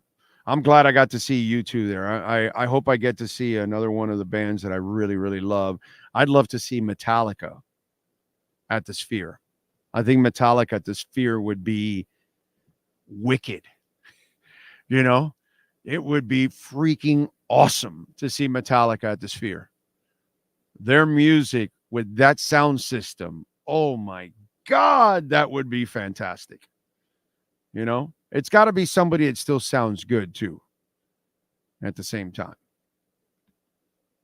So, yeah, Fish will be a fun time, bro. Roll a fatty and enjoy yourselves. Big O music trivia. Elton John once auditioned as a singer of the band King Crimson, but lost out to Greg Lake. Okay. That's pretty cool. Nothing wrong with Greg Lake. Okay. Bitcoin will run until mid-April. Halving is a cycle, pumping right on schedule. I'm not a financial advisor. Fins up. Bitcoin's going to be pumping into next year, my brother. Okay. It'll be pumping into next year. As I told everybody, your exit strategy should be somewhere in the first quarter for me, not a financial advisor. First quarter of 2025. I see the Black Moods put out some tour dates, but none here in not here in Florida. That sucks. I like the Black Moods. They're a good band.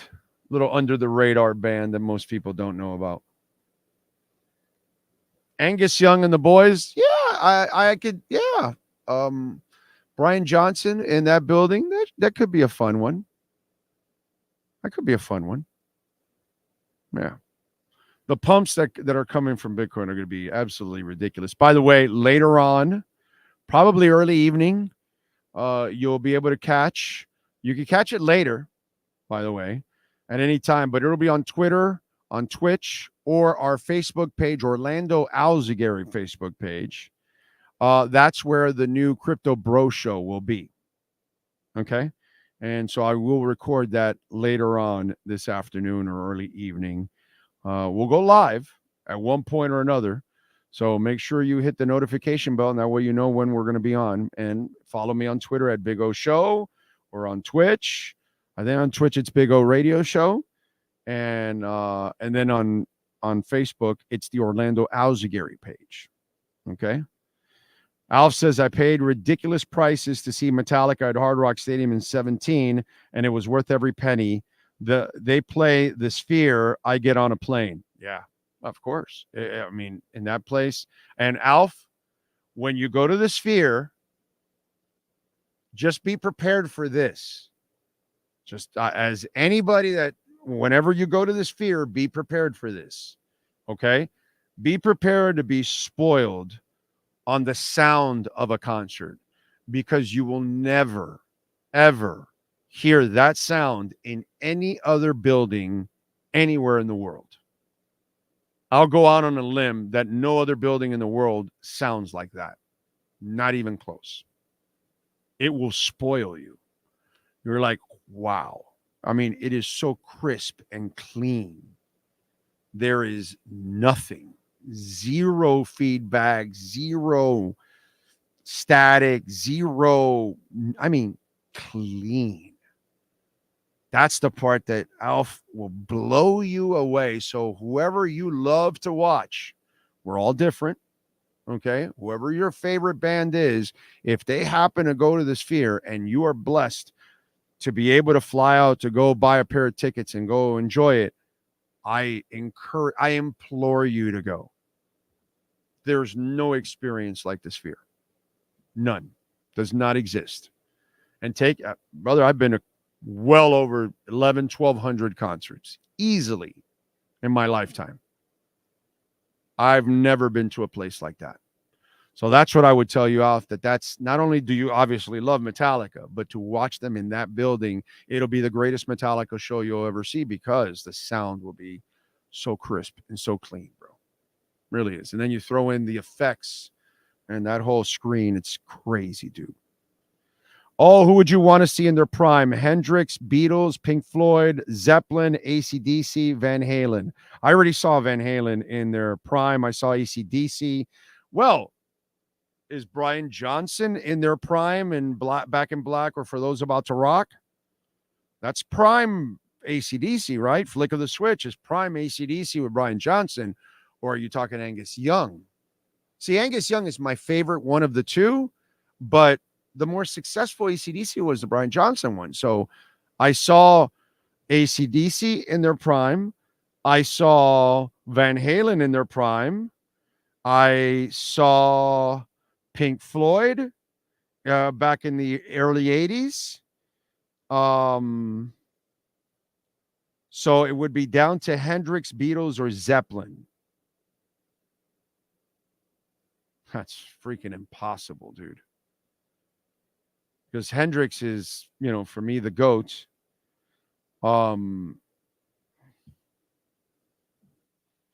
Jesus Christ.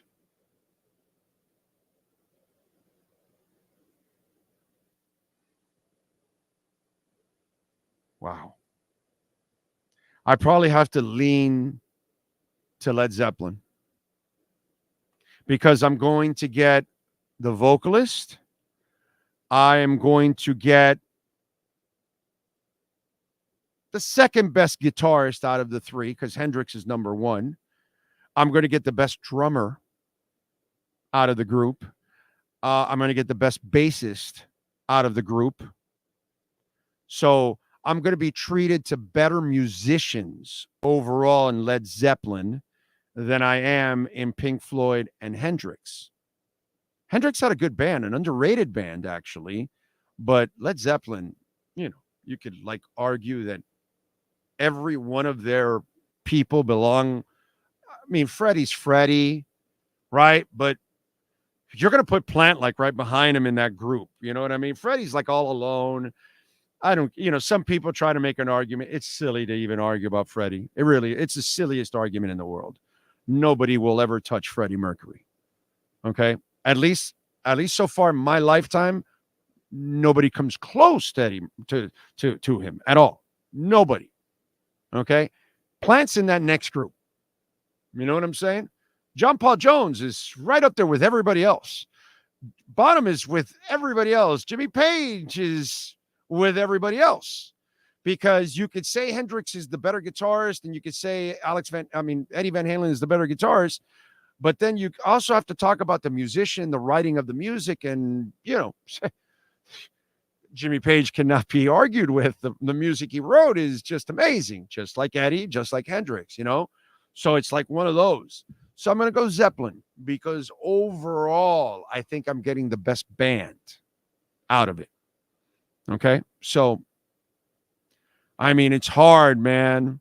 Hard for me to go at this, but yeah, I'll have to lean Zeppelin, bro. It kills me not to go see Hendrix.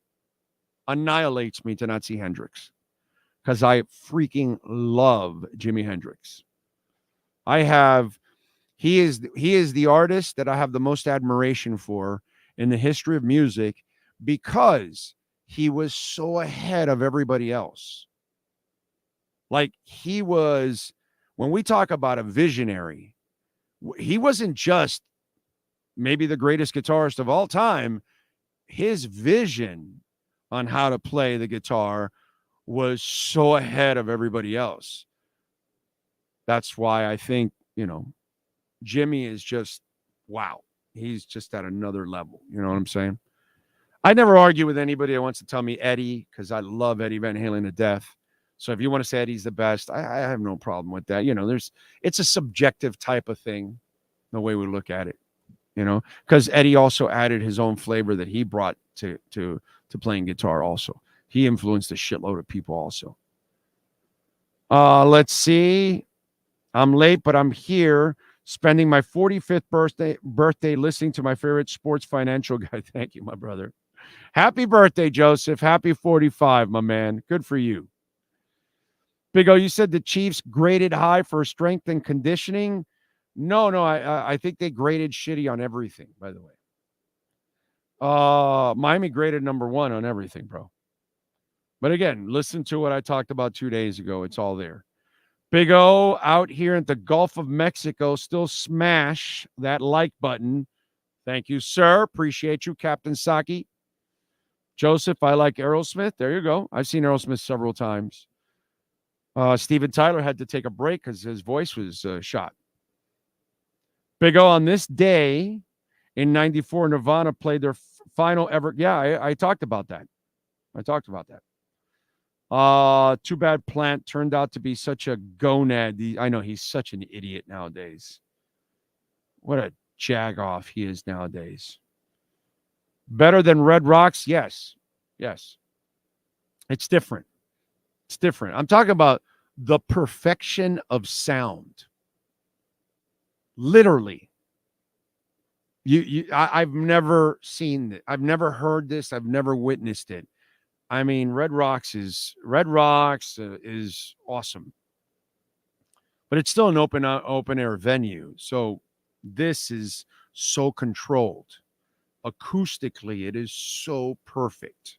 I'm telling you, you got to go witness it yourself. Go to Red Rocks if you want, if you've never been there, and go to the Sphere and then tell me. Just tell me. Any of you that go to the Sphere, then come back and tell me what you experienced. I know what you're going to say. I did it 3 times. And I've been to a shitload of concerts. And I've been to Red Rocks a couple of times. Been to Red Rocks 3 times. What's the greatest guitar solo played in rock music? Well, no, that probably has to go with the Eruption, right? You got to go with Eruption. That's probably the most famous guitar solo song that people love and they identify right away.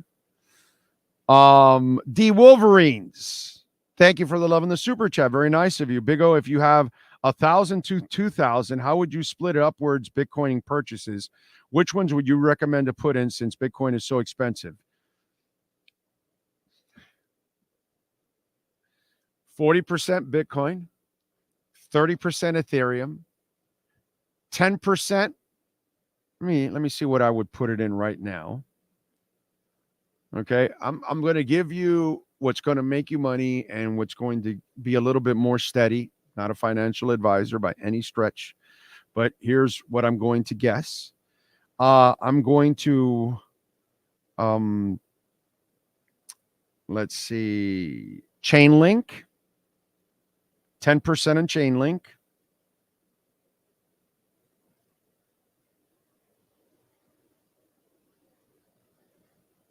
Give me 10% on Polygon.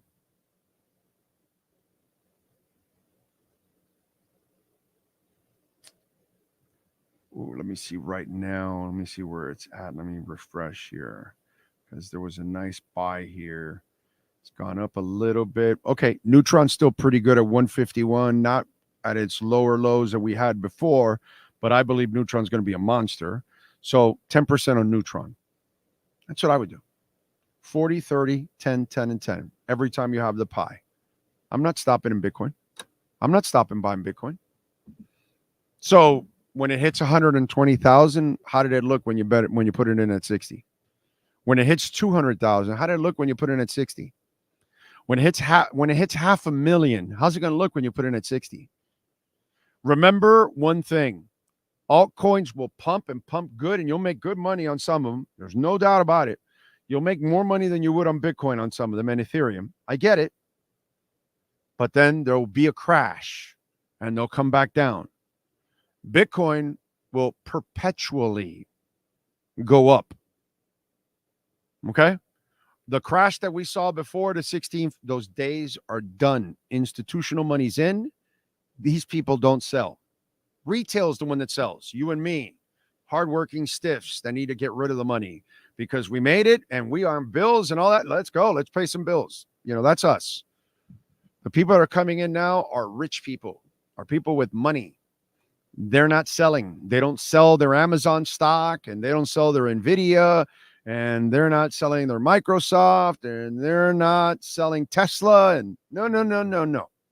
They add on dips. So that's what's going on. So I would recommend always grab the pie, 40% Bitcoin, 30% Ethereum, 10, 10, and 10. And then those 10, 10, and 10, rotate it. The next three, like this time you had a pie of $100 or $500 or $1,000 or $2,000. Then the next time you have another pie, 40 Bitcoin, 30% Ethereum, and then I'm going to put 10% in ADA, 10% in Cosmos, 10% in VeChain. And then the next time around, 40 in Bitcoin, 30% in Ethereum, and then I'll put 10% in Gala, 10% in Immutable X, 10% in Solana. Stuff like that. 10% into Ondo, 10% into let's see. Let me give you a couple of other ones that I would put 10% in. You can put 10% into Jasmy. It still hasn't reached its peak or anything like that. I love Star Atlas. Again, not a financial advisor. 10% in that.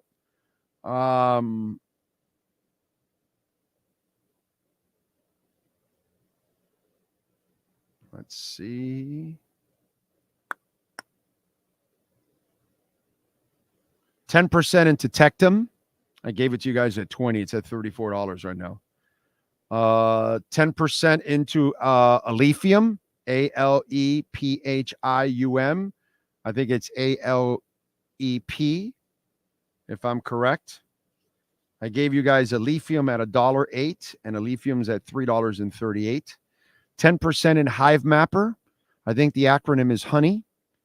We gave you Honey on January 2nd at 14 cents. It's at 18 cents. And this thing is going to explode in my eyes. I'm not a financial advisor, but I think Hive Mapper and Alephium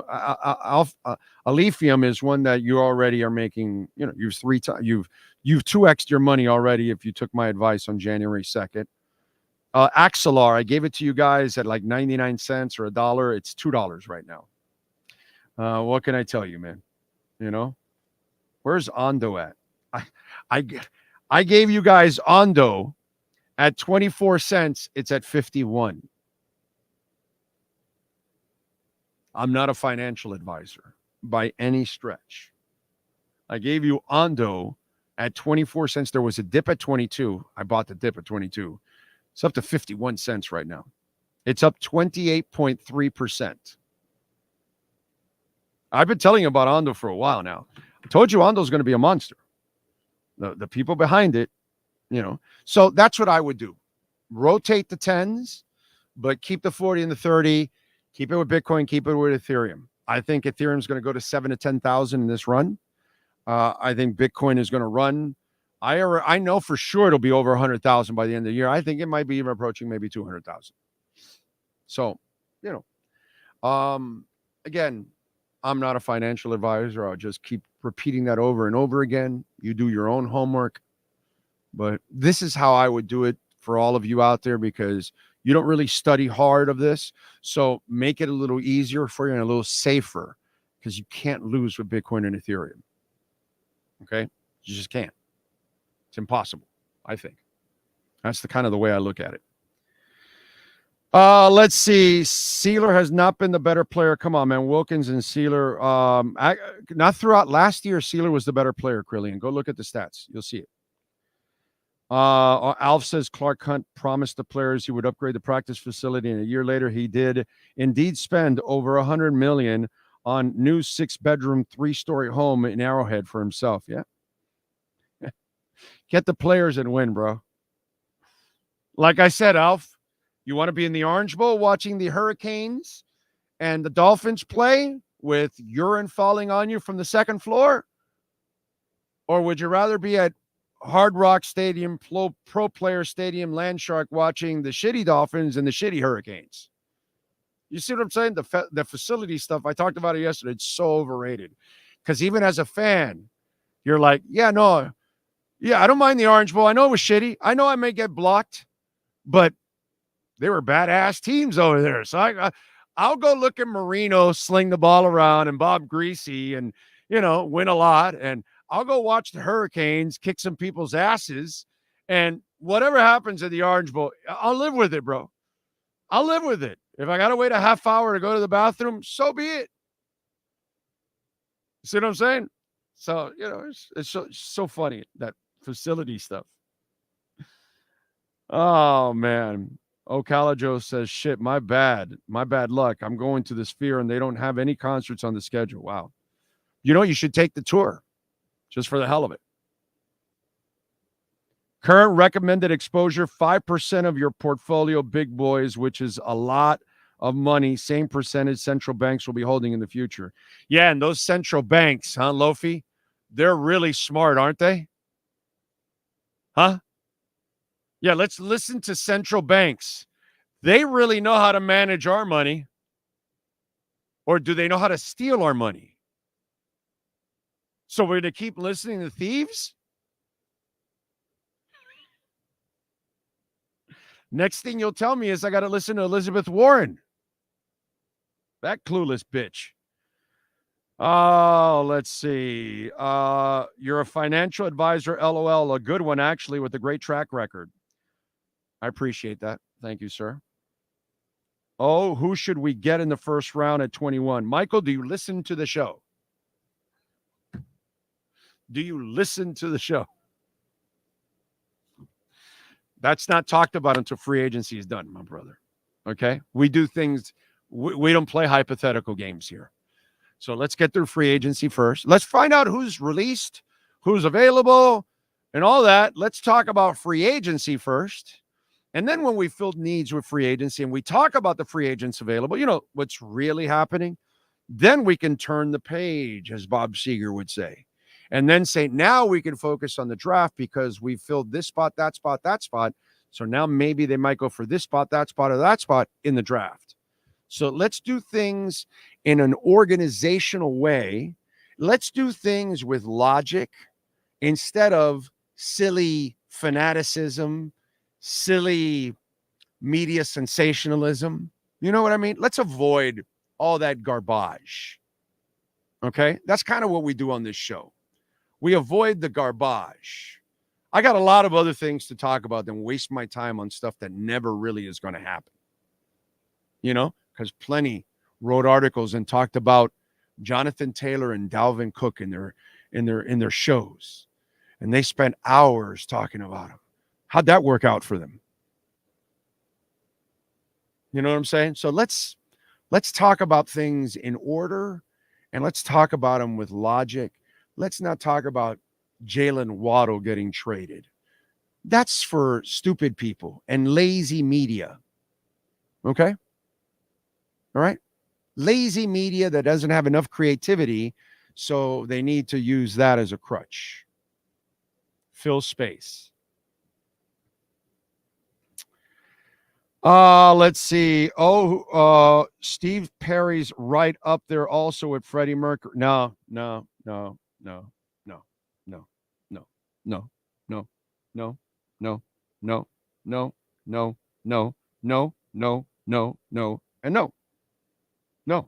Not even close. Not even close. Steve Perry's a great voice. Don't get me wrong. I think you don't realize the versatility of Freddie's voice that really Steve Perry didn't have. Steve Perry has a great voice, but it's the same voice all the time. I think you need to listen to Freddie. Freddie sung opera. He's standing next to Pavarotti. No. Please, I love Steve Perry to death, my brother. Okay? There's a lot of singers that I love to death. I love Rob Halford to death. I think Rob Halford has one of the greatest voices I have ever heard in my life. And by the way, he also sung a little opera too. Okay? There's a lot of great voices. Freddie's like a whole different level than everyone else. I don't think you really have paid attention to the voices and the inflections and the difference and how Freddie can run the gamut a lot more than Steve Perry. So no. Put it this way. When they needed a different voice in Journey, they would use the drummer. Okay? You understand? When you have Freddie, it's over. What do you want? Popish? You want rockish? You want countryish? You want, folky? What do you want? You want opera? I can do it all. Whatever you want. No, dude. No. No. It's humorous. Thank you. But no. Not even close. Not even close. Okay? Not even close. I'm trying to think of somebody that maybe not even in rock that I could say, I'd rather put him over Steve Perry and closer to Freddie because he has more range in his voice. I'm trying to think of that person. There's a little bit of me that wants to say Tom Jones because he was so freakish. Trying to think of somebody maybe in the pop world or something that had a voice that had range like Freddie. It's just, there's nobody like that guy. I'm trying to really think of it. Prince, pretty good. Still not Freddie, because there's a lot of falsetto, mostly in Prince, and then he has that other deep voice that he kind of sings with, but he doesn't have the range of Freddie. It's a good one, but it's still, he's competing with Steve. He's not competing with Freddie. Man, it's hard. It really is. Michael also did not have the same range as Freddie. Michael kind of had the same style, that high-pitched voice, but he kind of sung in that high-pitched voice most of the time. You know what I mean? No. It's Dennis DeYoung. Dennis DeYoung is one of those guys that had some incredible range. There's one, again, not Freddie, but that's one that I could say with Steve Perry because there was range there, high and low range that was deep. In fact, I think he's one of those singers that people don't even talk enough about, Dennis DeYoung, on how good that guy was. I saw him once hold a note from one end of the Hollywood Sportatorium stage to the other, just slow walking it. Just hold a note, walking all the way across. I'm like, mother effer. Wow. It was just sick. So I would say Dennis DeYoung is one of those guys that, now that I think about it. Dolores O'Riordan was great. I love her. Whitney. See, but that's, now you're going to female. Then when we start with Whitney, we start going Whitney and Barbara Streisand. And, that's a whole other conversation. I'm talking about male. You know what I'm saying? On female side, you're, Whitney and Barbara and those kind of people and Wilson. These kind of people are freaks. You know what I'm saying? Women, I can actually think of a few of them that are amazing, But on the male side, oh my God, to compare to Freddie, Mariah used to have good range. It's a very good call, Troy. She's older now. She lost some juice. You know what I mean? She's not the same, but my God, Mariah was a monster. Great call by you, Troy. Graham Nash, yeah. Yeah, I wouldn't put him at that level, but yeah. Lou Graham, distinctive. A different kind of voice. One of the greatest voices I've ever heard in my life.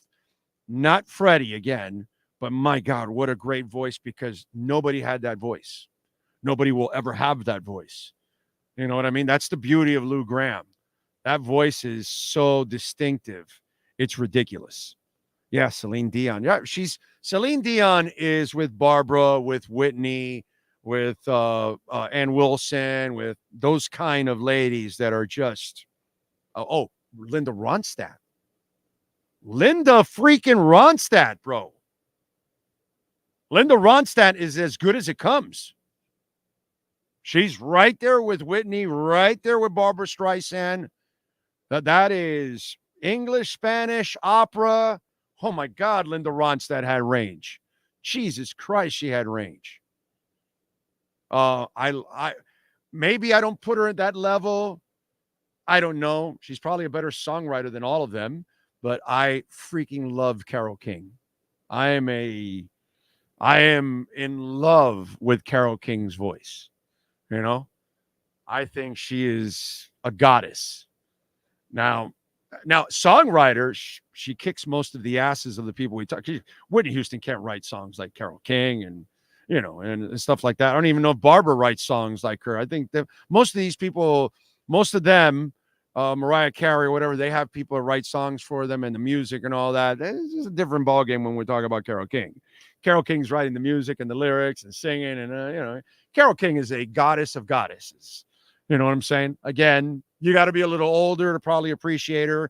Younger people have no idea who the she is. You know what I'm saying? So you got to,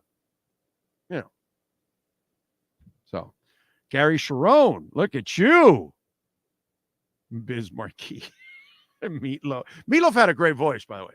I love Meatloaf's voice. Now, I'm not going to put him anywhere near Freddie's category, okay? But I do love, and Axl Rose, I love Axl Rose's voice. I'm not putting him in the Freddie category. Not even close. John Anderson, I love, but it's all falsetto. He only has one voice, one style. That's all he sings. That's the beauty of Freddie. The range he had, like Linda Ronstadt. It's, I got to give, when I hear that, it's different. It's different.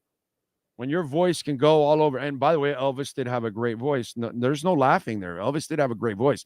Again, not putting him in the Freddie category, but I love Elvis's voice. James Taylor too, but I'm, again, nowhere in the Freddie category. I love Don Henley, not putting him in the Freddie category. Great singers. Good choice on Ronstadt.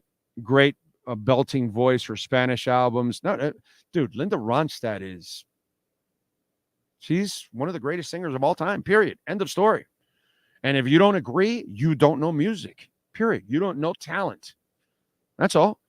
We're splitting hairs when you say Linda Ronstadt and Whitney, or Barbara Streisand and Whitney, or Whitney or Barbara, or, you're just splitting hairs. Seriously. It's just ridiculous. It's like an argument that you really won't win, because it's really mostly subjective, because all those ladies are the top of the echelon. Like, you got to have balls to sing a Whitney Houston song. Like, you got to be, lady, you got to be good, because you're about to insult one of the greatest singers of all time. And there's certain women like that if you try to do a Barbara Streisand song, brother, you better bring it. You better have the voice, or you're going to sound really, really bad.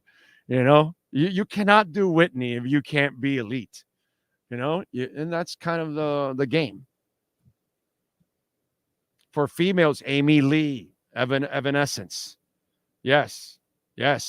She is phenomenal. Love Evanescence. Big O, hear me out. Bad Bunny.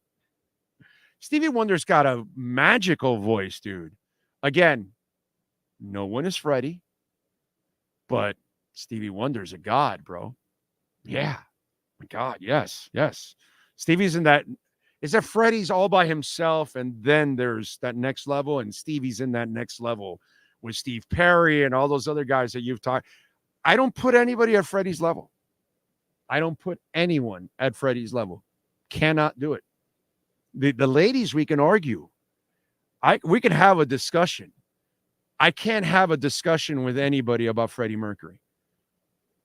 I can't. I just have never seen it in my lifetime. Any rock singer that's better than that guy. Never seen it in my life. I don't even know.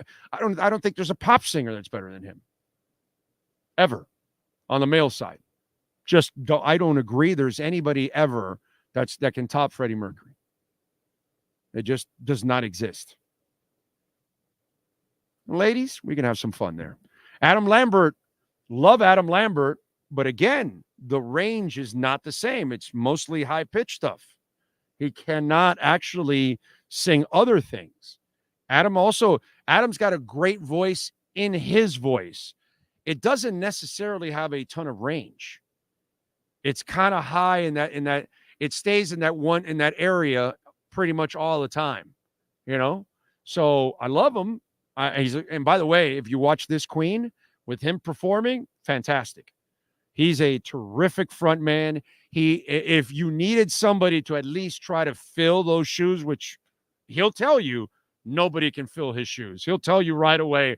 In every concert I've been to with Adam Lambert and Queen, he will remind everybody, because of course he knows he's walking on hollow ground. So I love that about Adam, actually, that he'll come out and he'll remind everybody, hey, I know I'm no Freddie, okay?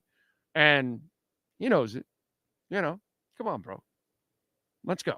There's only one. There'll only be one. Marvin Gaye, great voice. Not Freddie. Not Freddie. Yeah, I already talked about Ann Wilson. I mentioned her several times. Luther Vandross, yes. Very good. Very good. Oh, imagine this lineup. Freddie, Hendrix, Moon, and Claypool. Wow. That would be phenomenal. I would pay anything, any price to see that one. Okay? I'd mortgage my house to see that. Lionel Richie doesn't even sing anymore when you go to his concerts. He wants you to sing his songs. The best sign when a singer no longer has confidence in their voices, when they're singing, and then they throw it out there. Hey, sing the chorus for me. Hey, sing this. Because they know they can't carry it. And that's Lionel's done the talking now. Great voice back in the day. Oh, my God, great voice. No doubt. Again, not even close to Freddie, but great voice. Luther Vandross is awesome. David Bowie's backup singer.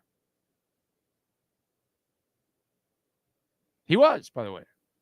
If, what is it, Young American. Young Americans, that song, Young Americans, you know who's one of the guys singing in the background? Luther Vandross. A young Luther Vandross was the backup singer for David Bowie's band back in the day. How do you like them apples? Let's see. Bob Seger, love Bob. Bob Seger is an American treasure. I love him. Great voice, distinctive, but again, not at that level. And I love Sammy Hagar also. Good, terrific voice overall. Again, that's like a third level. You know, there's Freddie, and then you started talking about Steve Perry and all those other. Sammy's the next level. Great voice, but the next level. That's where I would put him. Arnel Pineda sings like Freddie or sings like Steve, sir? I think you got your bands and your singers wrong, and nobody sounds like Freddie. I agree. The AI created Freddie Mercury stuff is awesome as well. Him singing My Heart Will Go On. Oh, my God. Yeah. Daryl Hall, definitely. I'm with you there. Brad Delp from Boston. What a voice. Rest in peace. The poor man dealt with depression and took his life, unfortunately, but the Lord blessed him with a golden voice, Brad Delp. Oh, my God. That was one of the great voices in rock and roll.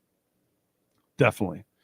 Signs of a declined musical artist is when they want you to participate in 85% of their songs. Yes, it happens. And that's what will happen with Lionel Richie, just to warn you, just in case. If you think you're going to go see Lionel Richie and you're going to hear him and you're going to hear the sultry sounds of him and all that, you're not going to hear it anymore. He does not hold the notes anymore like he used to. I walked out on his last concert at the Hard Rock Live. I walked out. After like the fourth song, I looked at my wife. I go, let's get out of here. I can't listen to this. This is embarrassing. He was talking. He was late for 45 minutes. And then he was talking the songs and having people sing the choruses and stuff like that constantly. And I'm like, bro, this is what, karaoke? I didn't come here to be in a karaoke building. Fuck out of here. I'm gone. And I was outie. That's all I can tell you. We thank David Furones. We thank Manny Navarro. We thank Sean Stanley, the man, the myth, the legend, and masters this entire platform every single day. We thank all of you, as always, those of you that sent in a super chat. Thank you. Remember, you can always support our show day or night, anytime you're watching, listening, at Cash App or Venmo. That's Cash Big O Show. That is Cash Big O Show.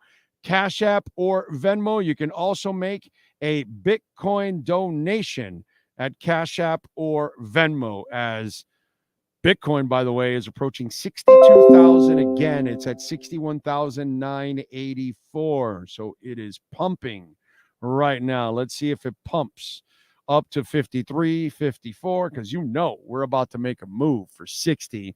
That'll be probably by sometime next week.